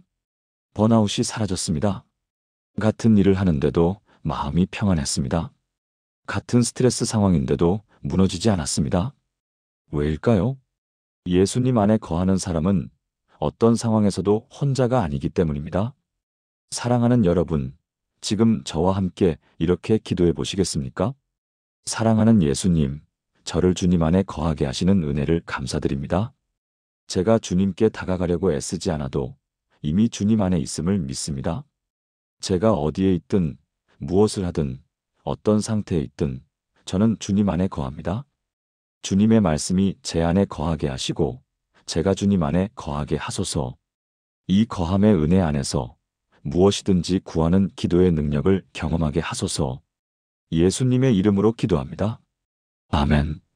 오늘부터 이 고백을 반복하십시오. 여러분은 이미 예수님 안에 있습니다. 기도가 막히는 가장 큰 원인 중 하나는 바로 염려입니다. 염려가 마음을 가득 채우면 기도할 여지가 없어집니다. 걱정이 입을 막고 불안이 무릎을 짓누릅니다. 하지만 사도 바울은 우리에게 완전히 다른 길을 제시합니다. 빌립보서 4장 6절부터 7절을 보십시오. 아무것도 염려하지 말고 다만 모든 일에 기도와 간구로 너희 구할 것을 감사함으로 하나님께 아뢰라. 그리하면 모든 지각에 뛰어난 하나님의 평강이 그리스도 예수 안에서 너희 마음과 생각을 지키시리라. 이 말씀이 주는 놀라운 약속이 무엇입니까? 염려를 기도로 바꾸면 하나님의 평강이 우리 마음을 지킨다는 것입니다. 아무것도 염려하지 말라는 표현은 헬라어로 메덴 메림나테입니다. 이것은 단순한 긍정적 사고가 아닙니다. 염려할 이유가 없다는 뜻이 아니라 염려를 기도로 전환하라는 명령입니다. 모든 일에 기도와 간구로라는 표현을 주목하십시오. 모든 일, 큰 일만이 아니라 작은 일도, 영적인 일만이 아니라 일상적인 일도, 거룩한 일만이 아니라 세속적으로 보이는 일도 모두 기도의 제목이 된다는 것입니다. 그리고 감사함으로라는 단어가 붙어 있습니다. 이것이 핵심입니다. 염려를 기도로 바꿀 때 감사가 함께 있어야 합니다. 왜냐하면 감사는 하나님이 이미 응답하고 계신다는 믿음의 표현이기 때문입니다. 광주 광산구에 사시는 정미경 집사님의 이야기를 나누겠습니다. 당시 56세였던 그분은 두 아들을 키우고 계셨습니다. 큰아들은 대학 졸업 후 2년째 취업을 못하고 있었고 작은 아들은 고3 수험생이었습니다. 2024년 9월 큰아들이 또 한 번 면접에서 떨어졌습니다. 그날 밤 정미경 집사님은 잠을 이룰 수 없었습니다. 큰아들은 언제 취업할까? 작은아들은 수능을 잘 볼까? 남편 사업은 잘 될까? 집 대출은 어떻게 갚지? 염려가 꼬리에 꼬리를 물었습니다. 기도하려고 무릎을 꿇었지만 염려만 가득했습니다. 하나님, 일하고 시작했지만 그 다음은 걱정뿐이었습니다. 제발 큰아들 취업시켜주세요. 제발 작은아들 대학 보내주세요. 제발 남편 사업 잘 되게 해주세요. 제발, 제발, 제발. 기도가 아니라 애원이었습니다. 그런데 한 달이 지나도 아무것도 변하지 않았습니다. 오히려 염려만 더 커졌습니다. 어느 새벽 성경을 펼치다가 빌립보서 4장 6-7절을 보게 되었습니다. 아무것도 염려하지 말고 감사함으로. 그 순간 깨달았습니다. 아, 내가 염려를 기도로 바꾸지 않고 염려를 염려로 가져가고 있었구나. 그날부터 정미경 집사님은 기도를 바꿨습니다. 하나님, 큰아들이 아직 취업을 못했지만 그가 건강하게 살아있음을 감사합니다. 하나님, 작은아들이 수능을 앞두고 있지만 그가 최선을 다하고 있음을 감사합니다. 하나님, 남편 사업이 어렵지만 그가 포기하지 않고 있음을 감사합니다. 염려를 하나씩 감사로 바꿔갔습니다. 처음엔 억지로 하는 것 같았습니다. 하지만 일주일, 2주일, 한 달이 지나면서 마음의 변화가 일어났습니다. 염려가 줄어들고 평안이 찾아왔습니다. 그리고 놀랍게도 3개월 후 큰아들이 취업했습니다. 작은아들도 수능을 잘 봐서 원하는 대학에 합격했습니다. 남편 사업도 새로운 거래처를 만나 회복되기 시작했습니다. 정미경 집사님은 지금도 말씀하십니다. 목사님, 상황이 바뀌기 전에 제 마음이 먼저 바뀌었어요. 염려를 감사로 바꾸는 기도를 배우니 하나님의 평강이 제 마음을 지켰어요. 사랑하는 여러분, 지금 저와 함께 이렇게 기도해 보시겠습니까? 전능하신 하나님, 아무것도 염려하지 말라는 말씀을 감사드립니다. 저의 모든 염려를 지금 주님께 올려드립니다. 큰 일도 작은 일도 모든 일을 기도와 간구로 아뢰입니다. 그리고 감사함으로 드립니다. 아직 응답을 보지 못했지만 주님이 일하고 계심을 믿고 감사드립니다. 모든 지각에 뛰어난 주님의 평강이 제 마음과 생각을 지켜주소서. 염려 대신 기도를, 불안 대신 감사를 선택하게 하소서. 예수님의 이름으로 기도합니다. 아멘. 오늘부터 염려가 생길 때마다 그것을 감사로 바꾸는 기도를 드리십시오. 그리하면 하나님의 평강이 여러분의 마음을 지킬 것입니다. 기도가 막혔을 때 우리가 하는 또 다른 생각이 있습니다. 나 같은 죄인의 기도를 하나님이 들으실까? 과거의 실수, 반복되는 연약함, 고쳐지지 않는 습관들을 보면서 우리는 스스로를 정죄합니다. 나는 의인이 아니야. 그러니 내 기도는 능력이 없어. 하지만 야고보서는 놀라운 진리를 선포합니다. 야고보서 5장 16절을 보십시오. 그러므로 너희 죄를 서로 고백하며 병이 낫기를 위하여 서로 기도하라. 의인의 간구는 역사하는 힘이 크니라. 이 말씀의 핵심은 무엇입니까? 의인의 기도는 능력이 있다는 것입니다. 그런데 여기서 우리가 놓치지 말아야 할 중요한 진리가 있습니다. 성경에서 말하는 의인은 완벽한 사람이 아닙니다. 예수 그리스도의 십자가로 의롭다함을 받은 사람입니다. 우리가 의로워서가 아니라 예수님이 우리를 의롭게 하셨기 때문에 우리는 의인입니다. 의인의 간구는 역사하는 힘이 크니라는 헬라어로 폴리 이스퀴에이 데시스 디카이우입니다. 폴리 이스퀴에이는 매우 강력하게 작동한다는 뜻입니다. 의인의 기도는 단순히 하늘에 닿는 것이 아니라 실제로 역사하고 변화를 일으키고 결과를 만들어냅니다. 그리고 이어지는 17-18절에서 야고보는 엘리야를 예로 듭니다. 엘리야는 우리와 성정이 같은 사람이로되 그가 비가 오지 않기를 간절히 기도하며 3년 6개월 동안 땅에 비가 오지 아니하였고 다시 기도하며 하늘이 비를 주고 땅이 열매를 맺었느니라. 엘리야는 선지자였지만 우리와 성정이 같은 사람이었습니다. 그도 두려워하고 좌절하고 도망치기도 했습니다. 하지만 그의 기도는 하늘을 열고 닫는 능력이 있었습니다. 전주 덕진구에 사시는 박영수 권사님의 이야기입니다. 당시 61세였던 그분은 30년 넘게 신앙생활을 하셨지만 항상 자신을 죄인이라고 생각하셨습니다. 과거에 남편과 다툼이 많았고 자녀들에게 상처를 준 기억들이 있었습니다. 비록 회개하고 용서받았지만 그 기억들이 마음을 짓눌렀습니다. 2023년 11월 손자가 아파서 병원에 입원했습니다. 원인을 알 수 없는 고열이 일주일째 계속되었습니다. 박영수 권사님은 병원 복도에서 기도하고 싶었지만 입이 떨어지지 않았습니다. 나 같은 죄인이 무슨 기도를? 그런 생각이 기도를 막았습니다. 어느 날 밤 병원 예배실에서 성경을 펼쳤는데 야고보서 5장 16절이 눈에 들어왔습니다. 의인의 간구는 역사하는 힘이 크니라. 그 순간 마음속에 질문이 떠올랐습니다. 내가 의인인가? 그리고 바로 다음 순간 성령님이 속삭이셨습니다. 너는 예수 그리스도 안에서 의롭다? 눈물이 쏟아졌습니다. 그동안 자신을 정죄하며 기도하지 못했던 시간들이 떠올랐습니다. 주님, 제가 완벽해서가 아니라 예수님이 저를 의롭게 하셨기에 저는 의인입니다. 그렇게 고백하고 처음으로 담대하게 기도했습니다. 하나님, 저는 의인입니다. 예수님의 십자가 때문에 저는 의인입니다. 그러므로 제 기도는 역사하는 힘이 있습니다. 손자를 고쳐주소서. 그날 밤, 놀랍게도 손자의 열이 떨어지기 시작했습니다. 다음 날 아침 의사는 말했습니다. 이상하네요. 어제까지만 해도 원인을 찾지 못했는데 오늘 갑자기 좋아졌습니다. 하지만 박영수 권사님은 알고 있었습니다. 이것은 의인의 간구가 역사하는 힘입니다. 그날 이후 박영수 권사님은 더 이상 자신을 정죄하지 않습니다. 과거의 실수를 기억하지만 예수님의 의를 더 크게 기억합니다. 그리고 담대하게 기도합니다. 왜냐하면 자신이 의인임을 알기 때문입니다. 사랑하는 여러분, 지금 저와 함께 이렇게 기도해 보시겠습니까?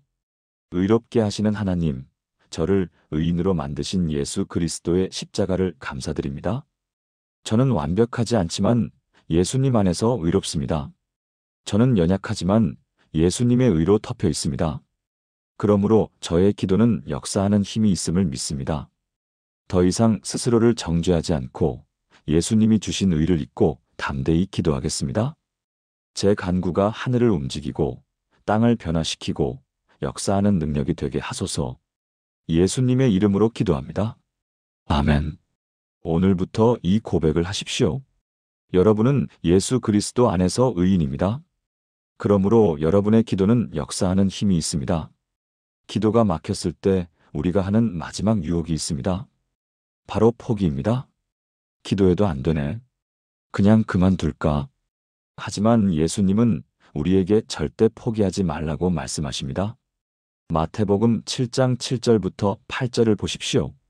구하라 그리하면 너희에게 주실 것이요 찾으라 그리하면 찾아낼 것이요 문을 두드리라 그리하면 너희에게 열릴 것이니 구하는 이마다 받을 것이요 찾는 이는 찾아낼 것이요 두드리는 이에게는 열릴 것이니라. 이 말씀의 핵심은 무엇입니까? 계속하라는 것입니다. 구하라는 헬라어로 아이테이테인데 이것은 현재 명령형입니다. 한 번 구하고 끝이 아니라 계속 구하라는 뜻입니다. 찾으라도 마찬가지로 제테이테, 계속 찾으라. 두드리라도 크루에테, 계속 두드리라. 이 세 개의 동사는 점점 강도가 세집니다. 구하는 것은 입으로 요청하는 것이고 찾는 것은 발로 움직여 찾아다니는 것이고 두드리는 것은 손으로 직접 행동하는 것입니다. 그리고 예수님은 약속하십니다. 구하는 이마다 받을 것이요 찾는 이는 찾아낼 것이요 두드리는 이에게는 열릴 것이니라. 마다는 에게는 이 단어들은 예외 없이 모두에게 적용되는 약속입니다. 울산 남구에 사시는 김선영 자매님의 이야기를 들려드리겠습니다. 당시 43세였던 그분은 결혼한 지 15년이 되도록 아이가 없었습니다. 의학적으로는 아무 문제가 없었지만 임신이 되지 않았습니다. 처음 5년 동안은 간절히 기도했습니다. 하지만 아무 일도 일어나지 않았습니다. 6년째부터는 기도가 형식적으로 변했습니다. 10년째에는 기도를 거의 포기했습니다.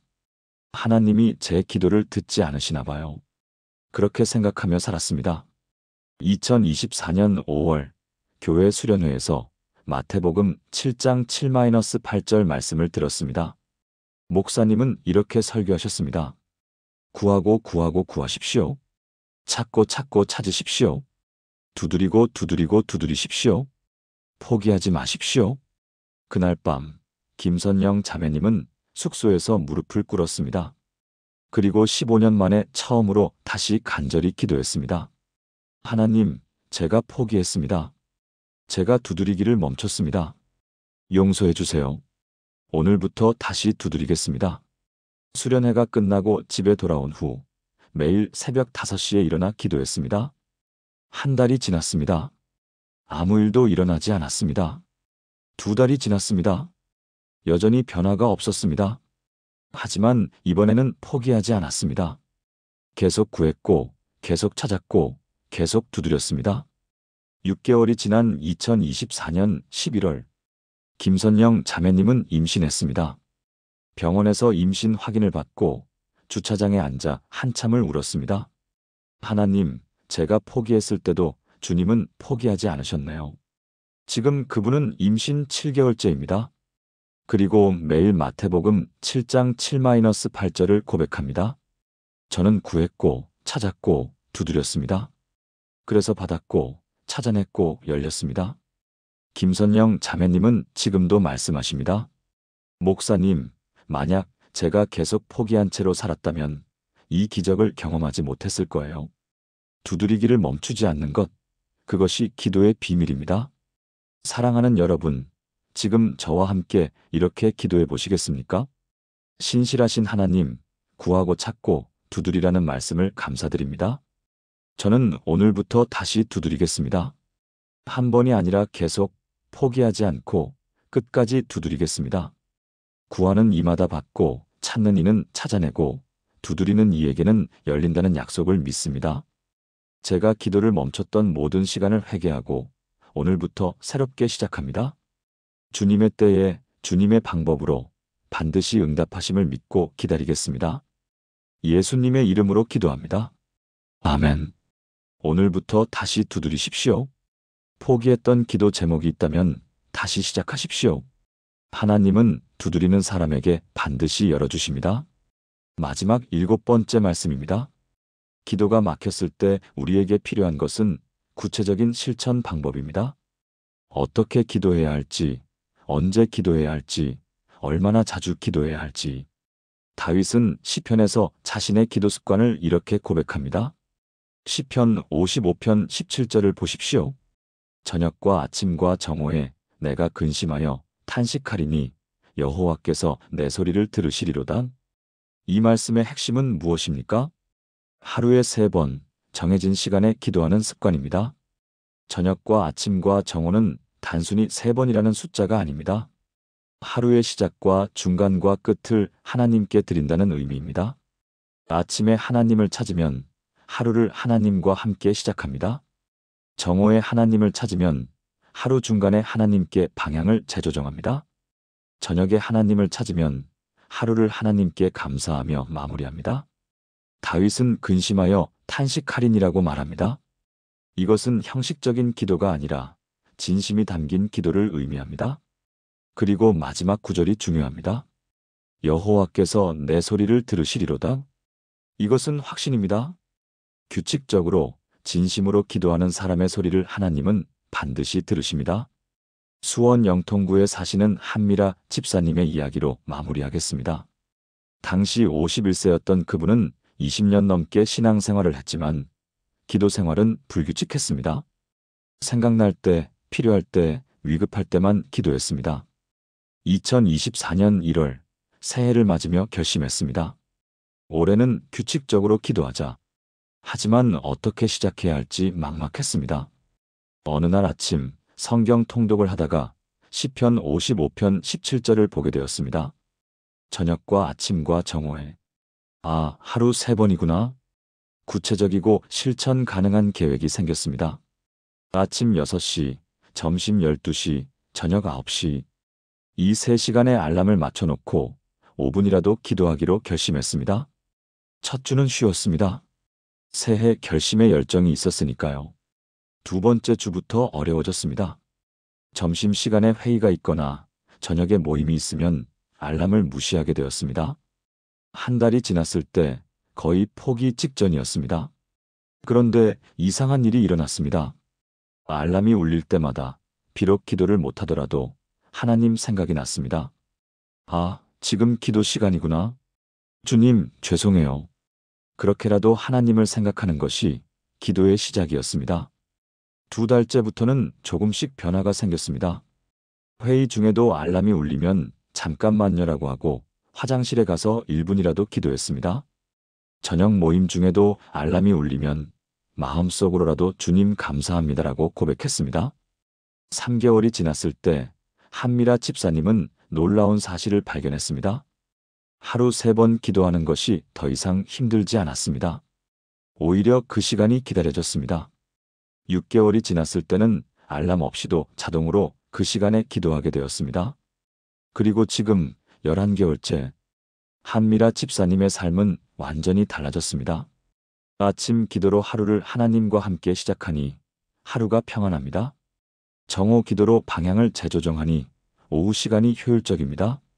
저녁 기도로 하루를 마무리하니 밤에 잠이 잘 옵니다. 그리고 무엇보다 기도가 더 이상 막히지 않습니다. 왜냐하면 매일 규칙적으로 하나님을 만나기 때문입니다. 한미라 집사님은 지금도 말씀하십니다. 목사님, 기적은 거창한 게 아니더라고요. 하루 3번, 5분씩 15분만 하나님께 드리면 인생이 바뀝니다. 사랑하는 여러분, 지금 저와 함께 이렇게 기도해 보시겠습니까? 사랑하는 하나님, 저녁과 아침과 정오에 기도하라는 말씀을 감사드립니다. 오늘부터 저도 하루 3번 정해진 시간에 주님을 찾겠습니다. 아침에 주님과 함께 하루를 시작하고 정오에 주님께 방향을 재조정하고 저녁에 주님께 감사하며 마무리하겠습니다. 비록 짧은 시간일지라도 규칙적으로 주님을 만나겠습니다. 그리하면 주님이 제 소리를 들으실 줄 믿습니다.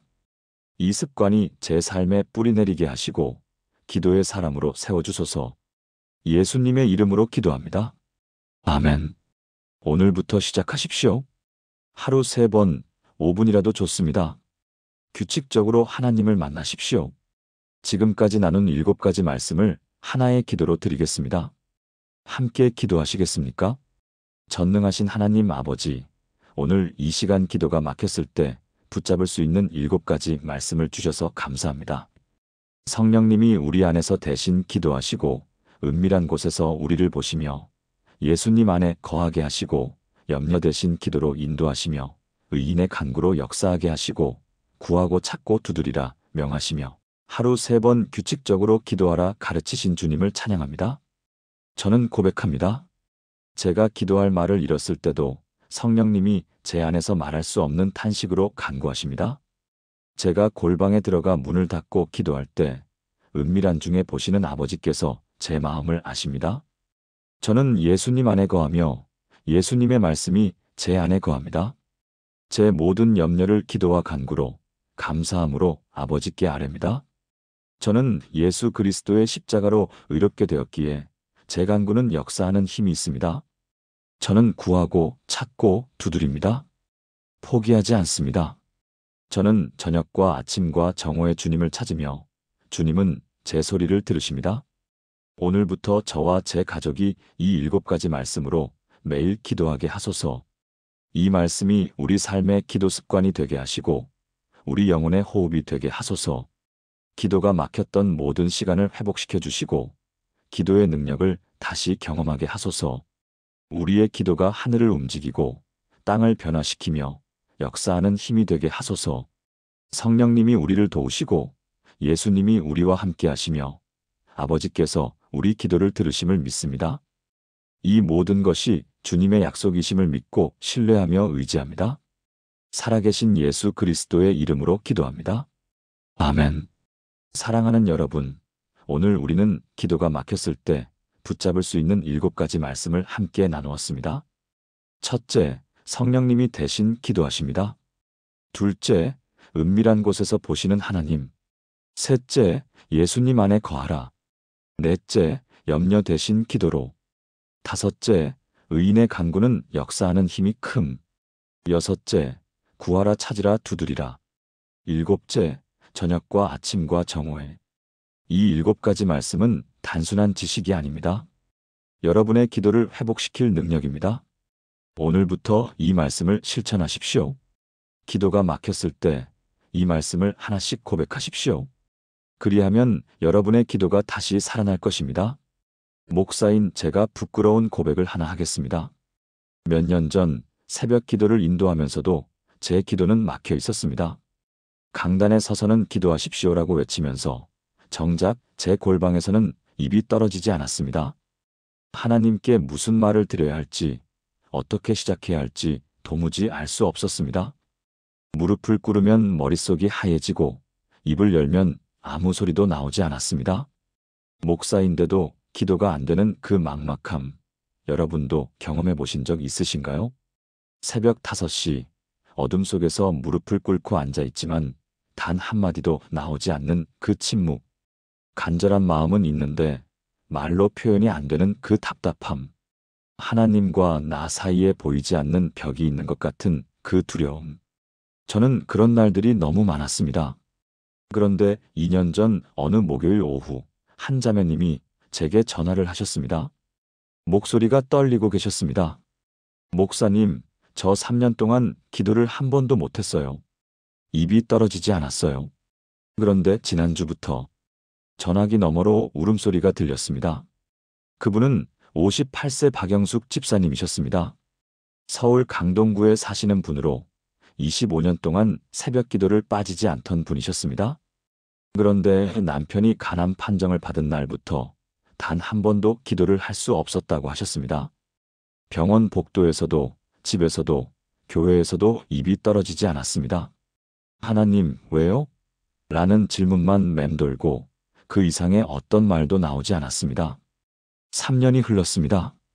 남편은 기적적으로 회복되었지만 그분의 기도는 여전히 막혀 있었습니다. 교회에서는 웃으며 할렐루야를 외쳤지만 집에 돌아와 문을 닫으면 영혼은 사막 같았습니다. 목사님, 저 하나님이 제 기도를 듣지 않으신다고 생각했어요. 아니, 어쩌면 제가 하나님께 버림받은 것 같았어요. 그런데 그분이 전화로 이어서 하신 말씀이 저를 완전히 바꿔놓았습니다. 그런데 목사님, 지난주에 한 성경 구절을 보고 깨달았어요. 제가 기도를 못하는 게 아니라 성령님이 제 안에서 말할 수 없는 탄식으로 기도하고 계셨다는 걸요. 저는 그 순간 충격을 받았습니다. 왜냐하면 저도 똑같은 고백을 하고 있었기 때문입니다. 그날 밤, 저는 성경을 펼치고 기도에 관한 말씀들을 찾기 시작했습니다. 그리고 발견했습니다. 기도가 막혔을 때 하나님이 주시는 7가지 놀라운 말씀을. 이 말씀들은 단순한 위로가 아니었습니다. 실제로 기도의 문을 여는 열쇠였습니다. 박영숙 집사님도, 저도, 그리고 이후 이 말씀을 붙잡은 수십 명의 성도들도 경험했습니다. 오늘 여러분과 그 7가지 말씀을 나누고자 합니다. 혹시 지금 여러분도 기도가 막혀 있습니까? 무릎은 꿇지만 말이 나오지 않습니까? 간절한데 표현이 안 됩니까? 오늘 이 말씀이 여러분의 기도를 다시 열어줄 것입니다. 이것은 확실한 하나님의 약속입니다. 여러분, 기도가 막혔을 때 가장 큰 고통이 무엇인지 아십니까? 바로 나는 믿음이 없는 사람인가? 라는 자책입니다. 다른 사람들은 다 기도가 되는데 왜 나만 안 될까? 내가 뭔가 잘못해서 하나님이 멀어지신 걸까? 이런 생각들이 마음을 짓누릅니다. 그런데 성경은 놀라운 진리를 말씀하십니다. 로마서 8장 26절부터 27절을 함께 보시겠습니다. 이와 같이 성령도 우리의 연약함을 도우시나니 우리는 마땅히 기도할 바를 알지 못하나 오직 성령이 말할 수 없는 탄식으로 우리를 위하여 친히 간구하시느니라. 마음을 살피시는 이가 성령의 생각을 아시나니 이는 성령이 하나님의 뜻대로 성도를 위하여 간구하심이니라. 이 말씀이 우리에게 주는 의미가 무엇입니까? 우리가 기도할 말을 잃었을 때 성령님이 우리 안에서 대신 기도하고 계신다는 것입니다. 마땅히 기도할 바를 알지 못하나라는 표현을 주목해 보십시오. 이것은 우리의 실패가 아니라 우리의 현실입니다. 때로 우리는 너무 아파서, 너무 막막해서, 너무 혼란스러워서 무슨 말을 해야 할지 모릅니다. 그런데 바로 그때 성령님이 우리 안에서 말할 수 없는 탄식으로 기도하십니다. 이 말할 수 없는 탄식이라는 표현은 헬라어로 스테나그모이스 알랄레토이스입니다. 말로 표현할 수 없을 정도로 깊고 간절한 신음, 그것이 바로 성령님의 기도입니다. 여러분이 입을 열지 못하고 있을 때 성령님은 여러분 안에서 하나님께 간구하고 계십니다. 여러분의 침묵은 공허가 아니라 성령님의 기도로 가득 찬 시간입니다. 부산 해운대에 사시는 김철수 집사님, 당시 63세셨습니다. 그분은 30년간 건설회사를 운영하셨는데 2023년 8월 회사가 부도 위기에 처했습니다.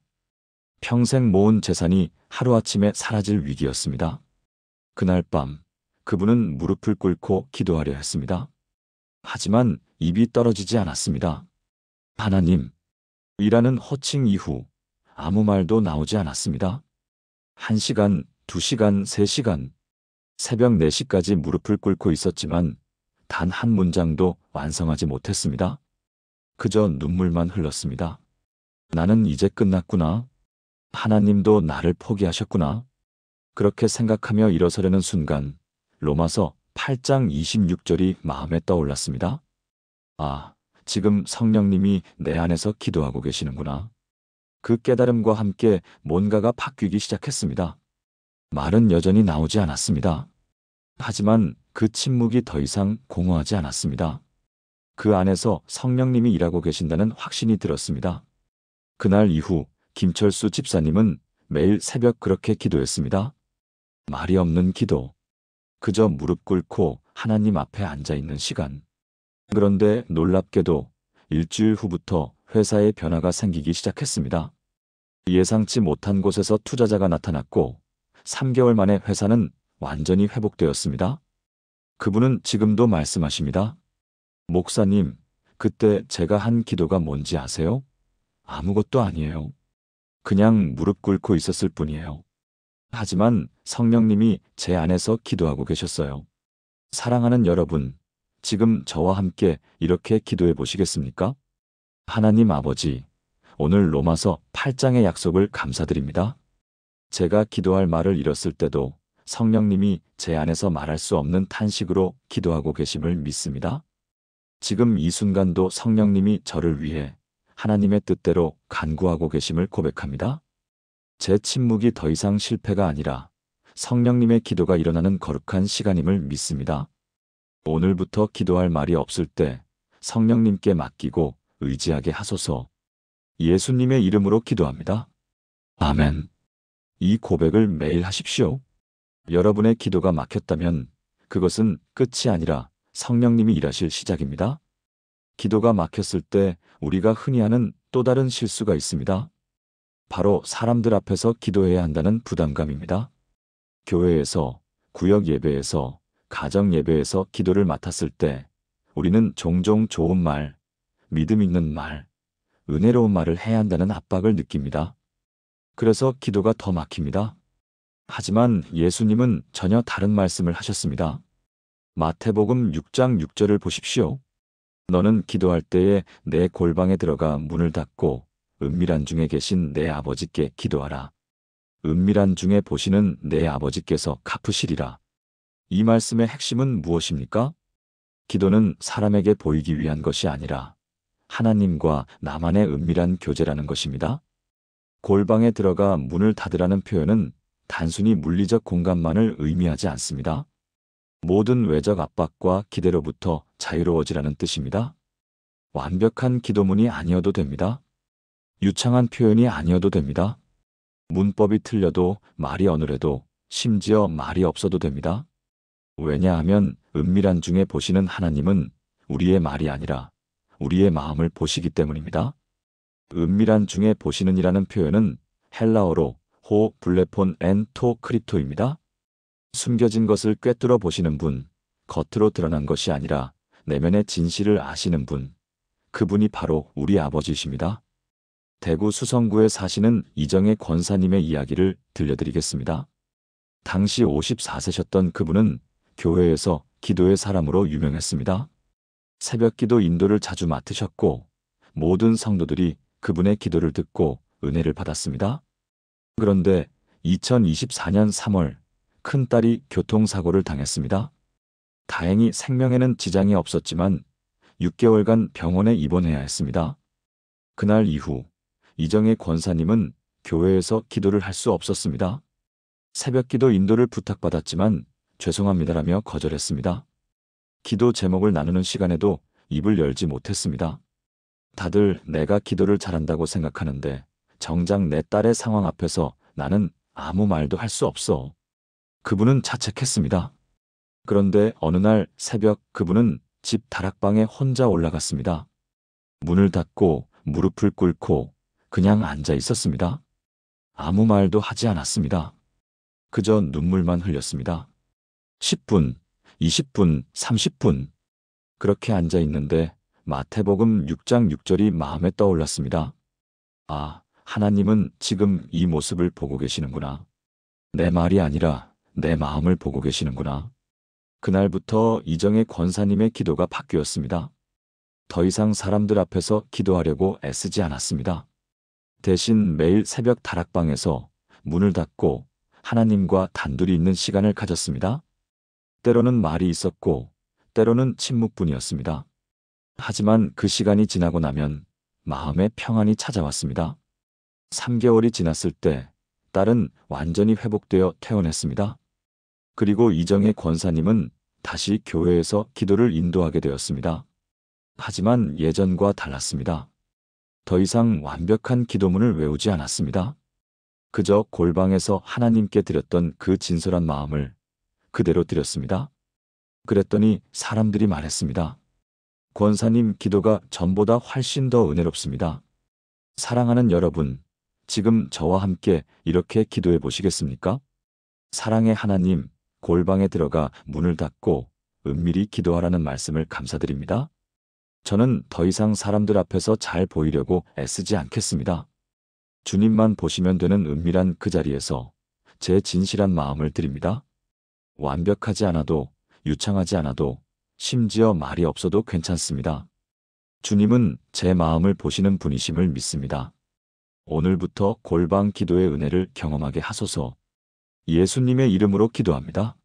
아멘. 오늘부터 여러분만의 골방을 찾으십시오. 그곳에서 하나님과 단둘이 있는 시간을 가지십시오. 기도가 막히는 또 다른 이유가 있습니다. 바로 하나님과 나 사이에 거리가 있다는 느낌입니다. 마치 하나님이 저 멀리 계시고 내 기도가 그분께 닿지 않는 것 같은 느낌. 하지만 예수님은 놀라운 약속을 하셨습니다. 요한복음 15장 7절을 보십시오. 너희가 내 안에 거하고 내 말이 너희 안에 거하면 무엇이든지 원하는 대로 구하라. 그리하면 이루리라. 이 말씀의 핵심은 무엇입니까? 기도의 능력은 우리가 예수님 안에 거할 때 나온다는 것입니다.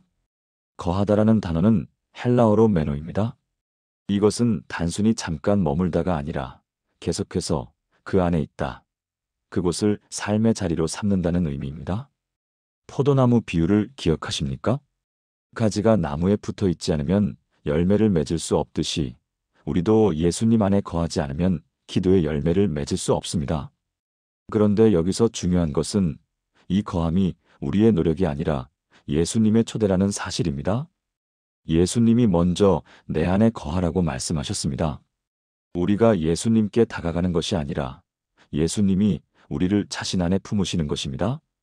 인천 부평구에 사시는 최영민 성도님의 이야기입니다. 당시 47세였던 그분은 IT 회사에서 팀장으로 일하고 계셨습니다. 업무 스트레스가 극심했고 매일 밤 11시에 퇴근했습니다. 2024년 6월 그분은 극심한 번아웃을 경험했습니다. 일도, 가정도, 신앙도 모든 것이 무너지는 것 같았습니다. 하나님, 저 이제 못하겠어요. 기도하려고 했지만 하나님이 너무 멀게 느껴졌습니다. 마치 수천 킬로미터 떨어진 곳에서 소리를 지르는 것 같았습니다. 내 기도가 하나님께 닿기나 할까? 그런 의심이 들었습니다.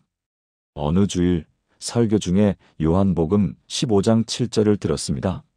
너희가 내 안에 거하고 그 순간 뭔가 깨달았습니다. 아, 내가 하나님께 다가가려고 애쓸 필요가 없구나. 이미 예수님 안에 있는 거구나. 그날 밤 집에 돌아와 침대에 누워 기도했습니다. 아니, 기도라기보다는 고백이었습니다. 예수님, 저 지금 당신 안에 있습니다. 제가 어디에 있든 무엇을 하든 저는 당신 안에 있습니다. 그렇게 고백하니 마음의 평안이 찾아왔습니다. 이상하게도 더 이상 하나님이 멀게 느껴지지 않았습니다. 그날 이후 최영민 성도님은 매일 이렇게 기도하기 시작했습니다. 예수님, 저 지금 당신 안에 거합니다. 짧은 한 문장. 하지만 이 한 문장이 모든 것을 바꿔놓았습니다. 출근길 지하철에서 회의 시작 전에, 점심시간에, 퇴근길에 예수님, 저 지금 당신 안에 거합니다. 이 고백을 반복했습니다. 2개월이 지났을 때 놀라운 일이 일어났습니다. 번아웃이 사라졌습니다. 같은 일을 하는데도 마음이 평안했습니다. 같은 스트레스 상황인데도 무너지지 않았습니다. 왜일까요? 예수님 안에 거하는 사람은 어떤 상황에서도 혼자가 아니기 때문입니다. 사랑하는 여러분, 지금 저와 함께 이렇게 기도해 보시겠습니까? 사랑하는 예수님, 저를 주님 안에 거하게 하시는 은혜를 감사드립니다. 제가 주님께 다가가려고 애쓰지 않아도 이미 주님 안에 있음을 믿습니다. 제가 어디에 있든 무엇을 하든 어떤 상태에 있든 저는 주님 안에 거합니다. 주님의 말씀이 제 안에 거하게 하시고 제가 주님 안에 거하게 하소서. 이 거함의 은혜 안에서 무엇이든지 구하는 기도의 능력을 경험하게 하소서. 예수님의 이름으로 기도합니다. 아멘. 오늘부터 이 고백을 반복하십시오. 여러분은 이미 예수님 안에 있습니다. 기도가 막히는 가장 큰 원인 중 하나는 바로 염려입니다. 염려가 마음을 가득 채우면 기도할 여지가 없어집니다. 걱정이 입을 막고 불안이 무릎을 짓누릅니다. 하지만 사도 바울은 우리에게 완전히 다른 길을 제시합니다. 빌립보서 4장 6절부터 7절을 보십시오. 아무것도 염려하지 말고 다만 모든 일에 기도와 간구로 너희 구할 것을 감사함으로 하나님께 아뢰라. 그리하면 모든 지각에 뛰어난 하나님의 평강이 그리스도 예수 안에서 너희 마음과 생각을 지키시리라. 이 말씀이 주는 놀라운 약속이 무엇입니까? 염려를 기도로 바꾸면 하나님의 평강이 우리 마음을 지킨다는 것입니다. 아무것도 염려하지 말라는 표현은 헬라어로 메덴 메림나테입니다. 이것은 단순한 긍정적 사고가 아닙니다. 염려할 이유가 없다는 뜻이 아니라 염려를 기도로 전환하라는 명령입니다. 모든 일에 기도와 간구로라는 표현을 주목하십시오. 모든 일, 큰 일만이 아니라 작은 일도, 영적인 일만이 아니라 일상적인 일도, 거룩한 일만이 아니라 세속적으로 보이는 일도 모두 기도의 제목이 된다는 것입니다. 그리고 감사함으로라는 단어가 붙어 있습니다. 이것이 핵심입니다. 염려를 기도로 바꿀 때 감사가 함께 있어야 합니다. 왜냐하면 감사는 하나님이 이미 응답하고 계신다는 믿음의 표현이기 때문입니다. 광주 광산구에 사시는 정미경 집사님의 이야기를 나누겠습니다. 당시 56세였던 그분은 두 아들을 키우고 계셨습니다. 큰아들은 대학 졸업 후 2년째 취업을 못하고 있었고 작은 아들은 고3 수험생이었습니다. 2024년 9월 큰아들이 또 한 번 면접에서 떨어졌습니다. 그날 밤 정미경 집사님은 잠을 이룰 수 없었습니다. 큰아들은 언제 취업할까? 작은아들은 수능을 잘 볼까? 남편 사업은 잘 될까? 집 대출은 어떻게 갚지? 염려가 꼬리에 꼬리를 물었습니다. 기도하려고 무릎을 꿇었지만 염려만 가득했습니다. 하나님, 일하고 시작했지만 그 다음은 걱정뿐이었습니다. 제발 큰아들 취업시켜주세요. 제발 작은아들 대학 보내주세요. 제발 남편 사업 잘 되게 해주세요. 제발, 제발, 제발. 기도가 아니라 애원이었습니다. 그런데 한 달이 지나도 아무것도 변하지 않았습니다. 오히려 염려만 더 커졌습니다. 어느 새벽 성경을 펼치다가 빌립보서 4장 6-7절을 보게 되었습니다. 아무것도 염려하지 말고 감사함으로. 그 순간 깨달았습니다. 아, 내가 염려를 기도로 바꾸지 않고 염려를 염려로 가져가고 있었구나. 그날부터 정미경 집사님은 기도를 바꿨습니다. 하나님, 큰아들이 아직 취업을 못했지만 그가 건강하게 살아있음을 감사합니다. 하나님, 작은아들이 수능을 앞두고 있지만 그가 최선을 다하고 있음을 감사합니다. 하나님, 남편 사업이 어렵지만 그가 포기하지 않고 있음을 감사합니다. 염려를 하나씩 감사로 바꿔갔습니다. 처음엔 억지로 하는 것 같았습니다. 하지만 일주일, 2주일, 한 달이 지나면서 마음의 변화가 일어났습니다. 염려가 줄어들고 평안이 찾아왔습니다. 그리고 놀랍게도 3개월 후 큰아들이 취업했습니다. 작은아들도 수능을 잘 봐서 원하는 대학에 합격했습니다. 남편 사업도 새로운 거래처를 만나 회복되기 시작했습니다. 정미경 집사님은 지금도 말씀하십니다. 목사님, 상황이 바뀌기 전에 제 마음이 먼저 바뀌었어요. 염려를 감사로 바꾸는 기도를 배우니 하나님의 평강이 제 마음을 지켰어요. 사랑하는 여러분, 지금 저와 함께 이렇게 기도해 보시겠습니까? 전능하신 하나님, 아무것도 염려하지 말라는 말씀을 감사드립니다. 저의 모든 염려를 지금 주님께 올려드립니다. 큰 일도 작은 일도 모든 일을 기도와 간구로 아뢰입니다. 그리고 감사함으로 드립니다. 아직 응답을 보지 못했지만 주님이 일하고 계심을 믿고 감사드립니다. 모든 지각에 뛰어난 주님의 평강이 제 마음과 생각을 지켜주소서. 염려 대신 기도를, 불안 대신 감사를 선택하게 하소서. 예수님의 이름으로 기도합니다. 아멘. 오늘부터 염려가 생길 때마다 그것을 감사로 바꾸는 기도를 드리십시오. 그리하면 하나님의 평강이 여러분의 마음을 지킬 것입니다. 기도가 막혔을 때 우리가 하는 또 다른 생각이 있습니다. 나 같은 죄인의 기도를 하나님이 들으실까? 과거의 실수, 반복되는 연약함, 고쳐지지 않는 습관들을 보면서 우리는 스스로를 정죄합니다. 나는 의인이 아니야. 그러니 내 기도는 능력이 없어. 하지만 야고보서는 놀라운 진리를 선포합니다. 야고보서 5장 16절을 보십시오. 그러므로 너희 죄를 서로 고백하며 병이 낫기를 위하여 서로 기도하라. 의인의 간구는 역사하는 힘이 크니라. 이 말씀의 핵심은 무엇입니까? 의인의 기도는 능력이 있다는 것입니다. 그런데 여기서 우리가 놓치지 말아야 할 중요한 진리가 있습니다. 성경에서 말하는 의인은 완벽한 사람이 아닙니다. 예수 그리스도의 십자가로 의롭다함을 받은 사람입니다. 우리가 의로워서가 아니라 예수님이 우리를 의롭게 하셨기 때문에 우리는 의인입니다. 의인의 간구는 역사하는 힘이 크니라는 헬라어로 폴리 이스퀴에이 데시스 디카이우입니다. 폴리 이스퀴에이는 매우 강력하게 작동한다는 뜻입니다. 의인의 기도는 단순히 하늘에 닿는 것이 아니라 실제로 역사하고 변화를 일으키고 결과를 만들어냅니다. 그리고 이어지는 17-18절에서 야고보는 엘리야를 예로 듭니다.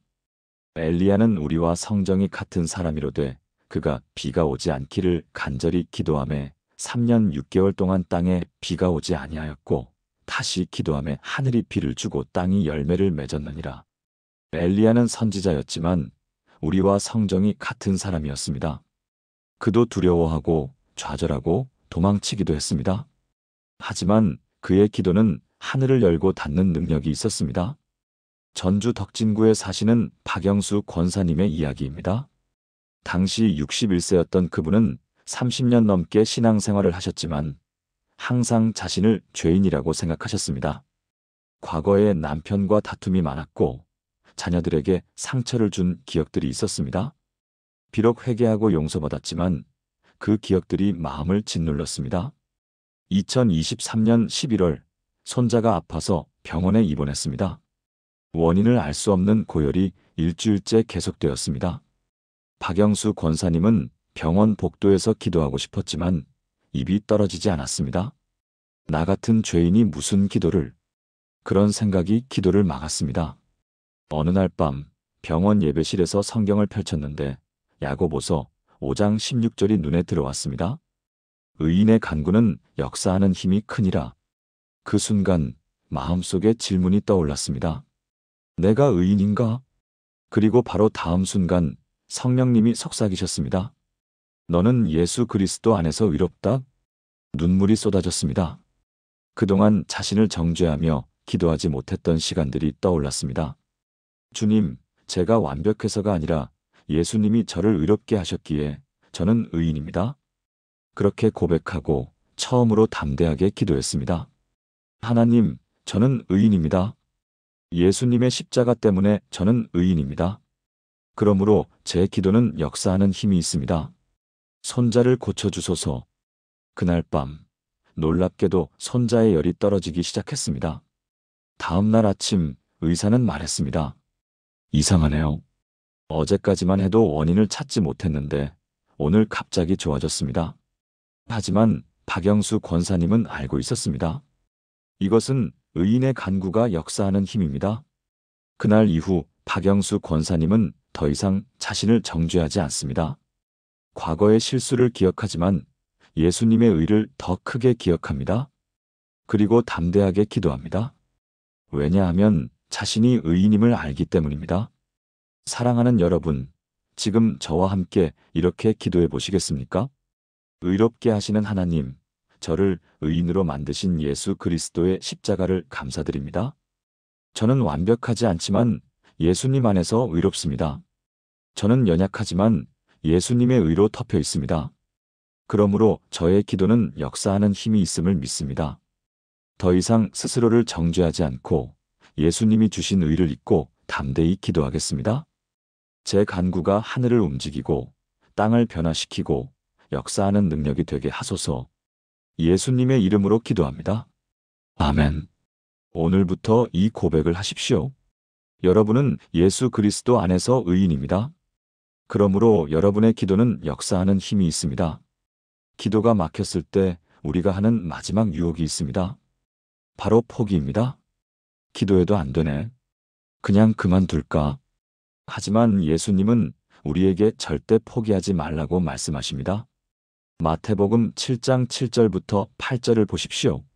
구하라 그리하면 너희에게 주실 것이요 찾으라 그리하면 찾아낼 것이요 문을 두드리라 그리하면 너희에게 열릴 것이니 구하는 이마다 받을 것이요 찾는 이는 찾아낼 것이요 두드리는 이에게는 열릴 것이니라. 이 말씀의 핵심은 무엇입니까? 계속하라는 것입니다. 구하라는 헬라어로 아이테이테인데 이것은 현재 명령형입니다. 한 번 구하고 끝이 아니라 계속 구하라는 뜻입니다. 찾으라도 마찬가지로 제테이테, 계속 찾으라. 두드리라도 크루에테, 계속 두드리라. 이 세 개의 동사는 점점 강도가 세집니다. 구하는 것은 입으로 요청하는 것이고, 찾는 것은 발로 움직여 찾아다니는 것이고, 두드리는 것은 손으로 직접 행동하는 것입니다. 그리고 예수님은 약속하십니다. 구하는 이마다 받을 것이요 찾는 이는 찾아낼 것이요 두드리는 이에게는 열릴 것이니라. 마다는 에게는 이 단어들은 예외 없이 모두에게 적용되는 약속입니다. 울산 남구에 사시는 김선영 자매님의 이야기를 들려드리겠습니다. 당시 43세였던 그분은 결혼한 지 15년이 되도록 아이가 없었습니다. 의학적으로는 아무 문제가 없었지만 임신이 되지 않았습니다. 처음 5년 동안은 간절히 기도했습니다. 하지만 아무 일도 일어나지 않았습니다. 6년째부터는 기도가 형식적으로 변했습니다.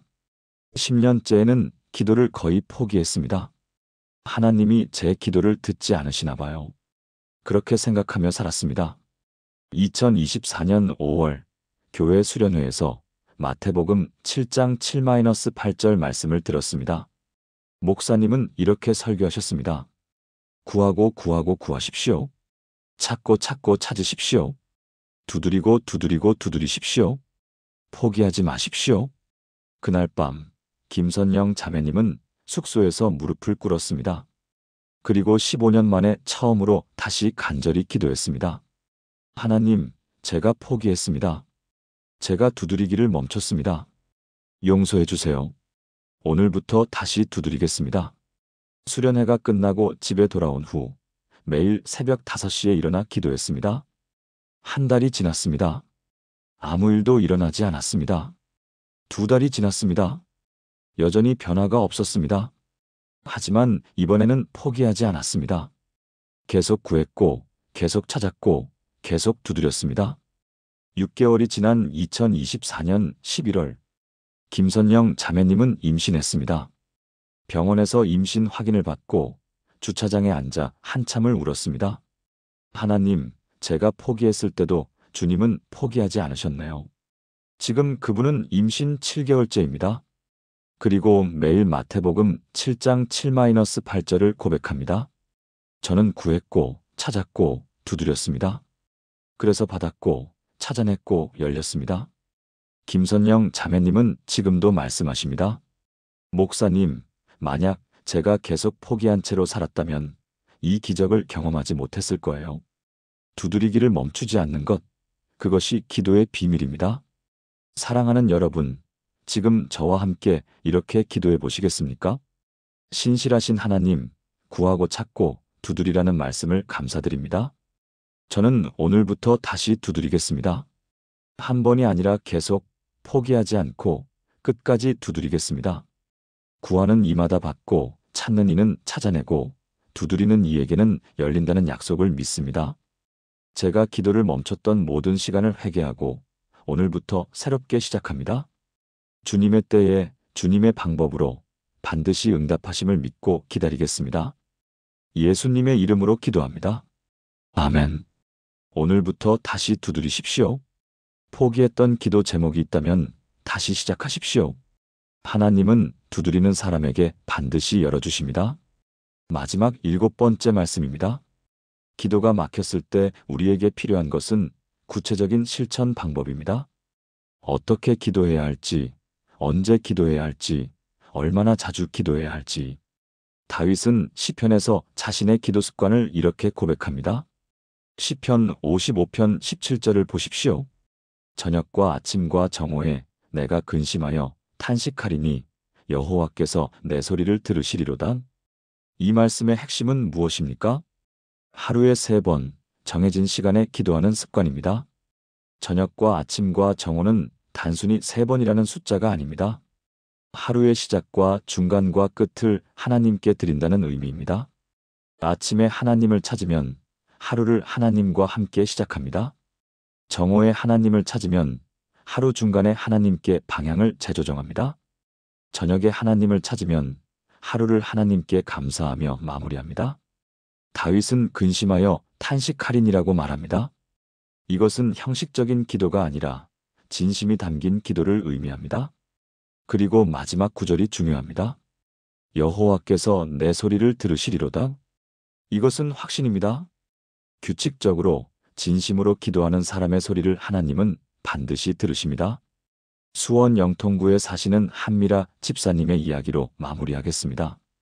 당시 51세였던 그분은 20년 넘게 신앙생활을 했지만 기도 생활은 불규칙했습니다. 생각날 때, 필요할 때, 위급할 때만 기도했습니다. 2024년 1월 새해를 맞으며 결심했습니다. 올해는 규칙적으로 기도하자. 하지만 어떻게 시작해야 할지 막막했습니다. 어느 날 아침 성경 통독을 하다가 시편 55편 17절을 보게 되었습니다. 저녁과 아침과 정오에. 하루 3번이구나. 구체적이고 실천 가능한 계획이 생겼습니다. 아침 6시, 점심 12시, 저녁 9시. 이 3시간의 알람을 맞춰놓고 5분이라도 기도하기로 결심했습니다. 첫 주는 쉬웠습니다. 새해 결심의 열정이 있었으니까요. 2번째 주부터 어려워졌습니다. 점심시간에 회의가 있거나 저녁에 모임이 있으면 알람을 무시하게 되었습니다. 한 달이 지났을 때 거의 포기 직전이었습니다. 그런데 이상한 일이 일어났습니다. 알람이 울릴 때마다 비록 기도를 못하더라도 하나님 생각이 났습니다. 지금 기도 시간이구나. 주님, 죄송해요. 그렇게라도 하나님을 생각하는 것이 기도의 시작이었습니다. 2달째부터는 조금씩 변화가 생겼습니다. 회의 중에도 알람이 울리면 잠깐만요라고 하고 화장실에 가서 1분이라도 기도했습니다. 저녁 모임 중에도 알람이 울리면 마음속으로라도 주님 감사합니다라고 고백했습니다. 3개월이 지났을 때 한미라 집사님은 놀라운 사실을 발견했습니다. 하루 3번 기도하는 것이 더 이상 힘들지 않았습니다. 오히려 그 시간이 기다려졌습니다. 6개월이 지났을 때는 알람 없이도 자동으로 그 시간에 기도하게 되었습니다. 그리고 지금 11개월째, 한미라 집사님의 삶은 완전히 달라졌습니다. 아침 기도로 하루를 하나님과 함께 시작하니 하루가 평안합니다. 정오 기도로 방향을 재조정하니 오후 시간이 효율적입니다. 저녁 기도로 하루를 마무리하니 밤에 잠이 잘 옵니다. 그리고 무엇보다 기도가 더 이상 막히지 않습니다. 왜냐하면 매일 규칙적으로 하나님을 만나기 때문입니다. 한미라 집사님은 지금도 말씀하십니다. 목사님, 기적은 거창한 게 아니더라고요. 하루 3번, 5분씩 15분만 하나님께 드리면 인생이 바뀝니다. 사랑하는 여러분, 지금 저와 함께 이렇게 기도해 보시겠습니까? 사랑하는 하나님, 저녁과 아침과 정오에 기도하라는 말씀을 감사드립니다. 오늘부터 저도 하루 3번 정해진 시간에 주님을 찾겠습니다. 아침에 주님과 함께 하루를 시작하고 정오에 주님께 방향을 재조정하고 저녁에 주님께 감사하며 마무리하겠습니다. 비록 짧은 시간일지라도 규칙적으로 주님을 만나겠습니다. 그리하면 주님이 제 소리를 들으실 줄 믿습니다. 이 습관이 제 삶에 뿌리내리게 하시고 기도의 사람으로 세워주소서. 예수님의 이름으로 기도합니다. 아멘. 오늘부터 시작하십시오. 하루 3번, 5분이라도 좋습니다. 규칙적으로 하나님을 만나십시오. 지금까지 나눈 7가지 말씀을 하나의 기도로 드리겠습니다. 함께 기도하시겠습니까? 전능하신 하나님 아버지, 오늘 이 시간 기도가 막혔을 때 붙잡을 수 있는 7가지 말씀을 주셔서 감사합니다. 성령님이 우리 안에서 대신 기도하시고 은밀한 곳에서 우리를 보시며 예수님 안에 거하게 하시고 염려 대신 기도로 인도하시며 의인의 간구로 역사하게 하시고 구하고 찾고 두드리라 명하시며 하루 3번 규칙적으로 기도하라 가르치신 주님을 찬양합니다. 저는 고백합니다. 제가 기도할 말을 잃었을 때도 성령님이 제 안에서 말할 수 없는 탄식으로 간구하십니다. 제가 골방에 들어가 문을 닫고 기도할 때 은밀한 중에 보시는 아버지께서 제 마음을 아십니다. 저는 예수님 안에 거하며 예수님의 말씀이 제 안에 거합니다. 제 모든 염려를 기도와 간구로 감사함으로 아버지께 아뢰입니다. 저는 예수 그리스도의 십자가로 의롭게 되었기에 제 간구는 역사하는 힘이 있습니다. 저는 구하고 찾고 두드립니다. 포기하지 않습니다. 저는 저녁과 아침과 정오에 주님을 찾으며 주님은 제 소리를 들으십니다. 오늘부터 저와 제 가족이 이 7가지 말씀으로 매일 기도하게 하소서. 이 말씀이 우리 삶의 기도 습관이 되게 하시고 우리 영혼의 호흡이 되게 하소서. 기도가 막혔던 모든 시간을 회복시켜 주시고 기도의 능력을 다시 경험하게 하소서. 우리의 기도가 하늘을 움직이고 땅을 변화시키며 역사하는 힘이 되게 하소서. 성령님이 우리를 도우시고 예수님이 우리와 함께 하시며 아버지께서 우리 기도를 들으심을 믿습니다. 이 모든 것이 주님의 약속이심을 믿고 신뢰하며 의지합니다. 살아계신 예수 그리스도의 이름으로 기도합니다. 아멘. 사랑하는 여러분, 오늘 우리는 기도가 막혔을 때 붙잡을 수 있는 7가지 말씀을 함께 나누었습니다. 첫째, 성령님이 대신 기도하십니다.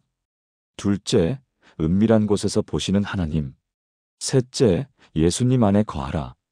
넷째, 염려 대신 기도로. 다섯째, 의인의 간구는 역사하는 힘이 큼. 여섯째, 구하라 찾으라 두드리라. 일곱째, 저녁과 아침과 정오에. 이 7가지 말씀은 단순한 지식이 아닙니다. 여러분의 기도를 회복시킬 능력입니다. 오늘부터 이 말씀을 실천하십시오. 기도가 막혔을 때 이 말씀을 하나씩 고백하십시오. 그리하면 여러분의 기도가 다시 살아날 것입니다.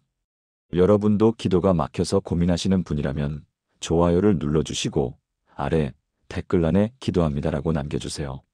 오늘 이 말씀이 마음에 닿았다면 더 많은 분들이 함께 은혜 받을 수 있도록 좋아요와 공유 부탁드립니다. 하나님의 은혜가 여러분의 기도를 회복시키고 여러분의 삶을 변화시키며 여러분의 가정에 축복이 되기를 기도합니다. 평안하십시오. 사랑합니다.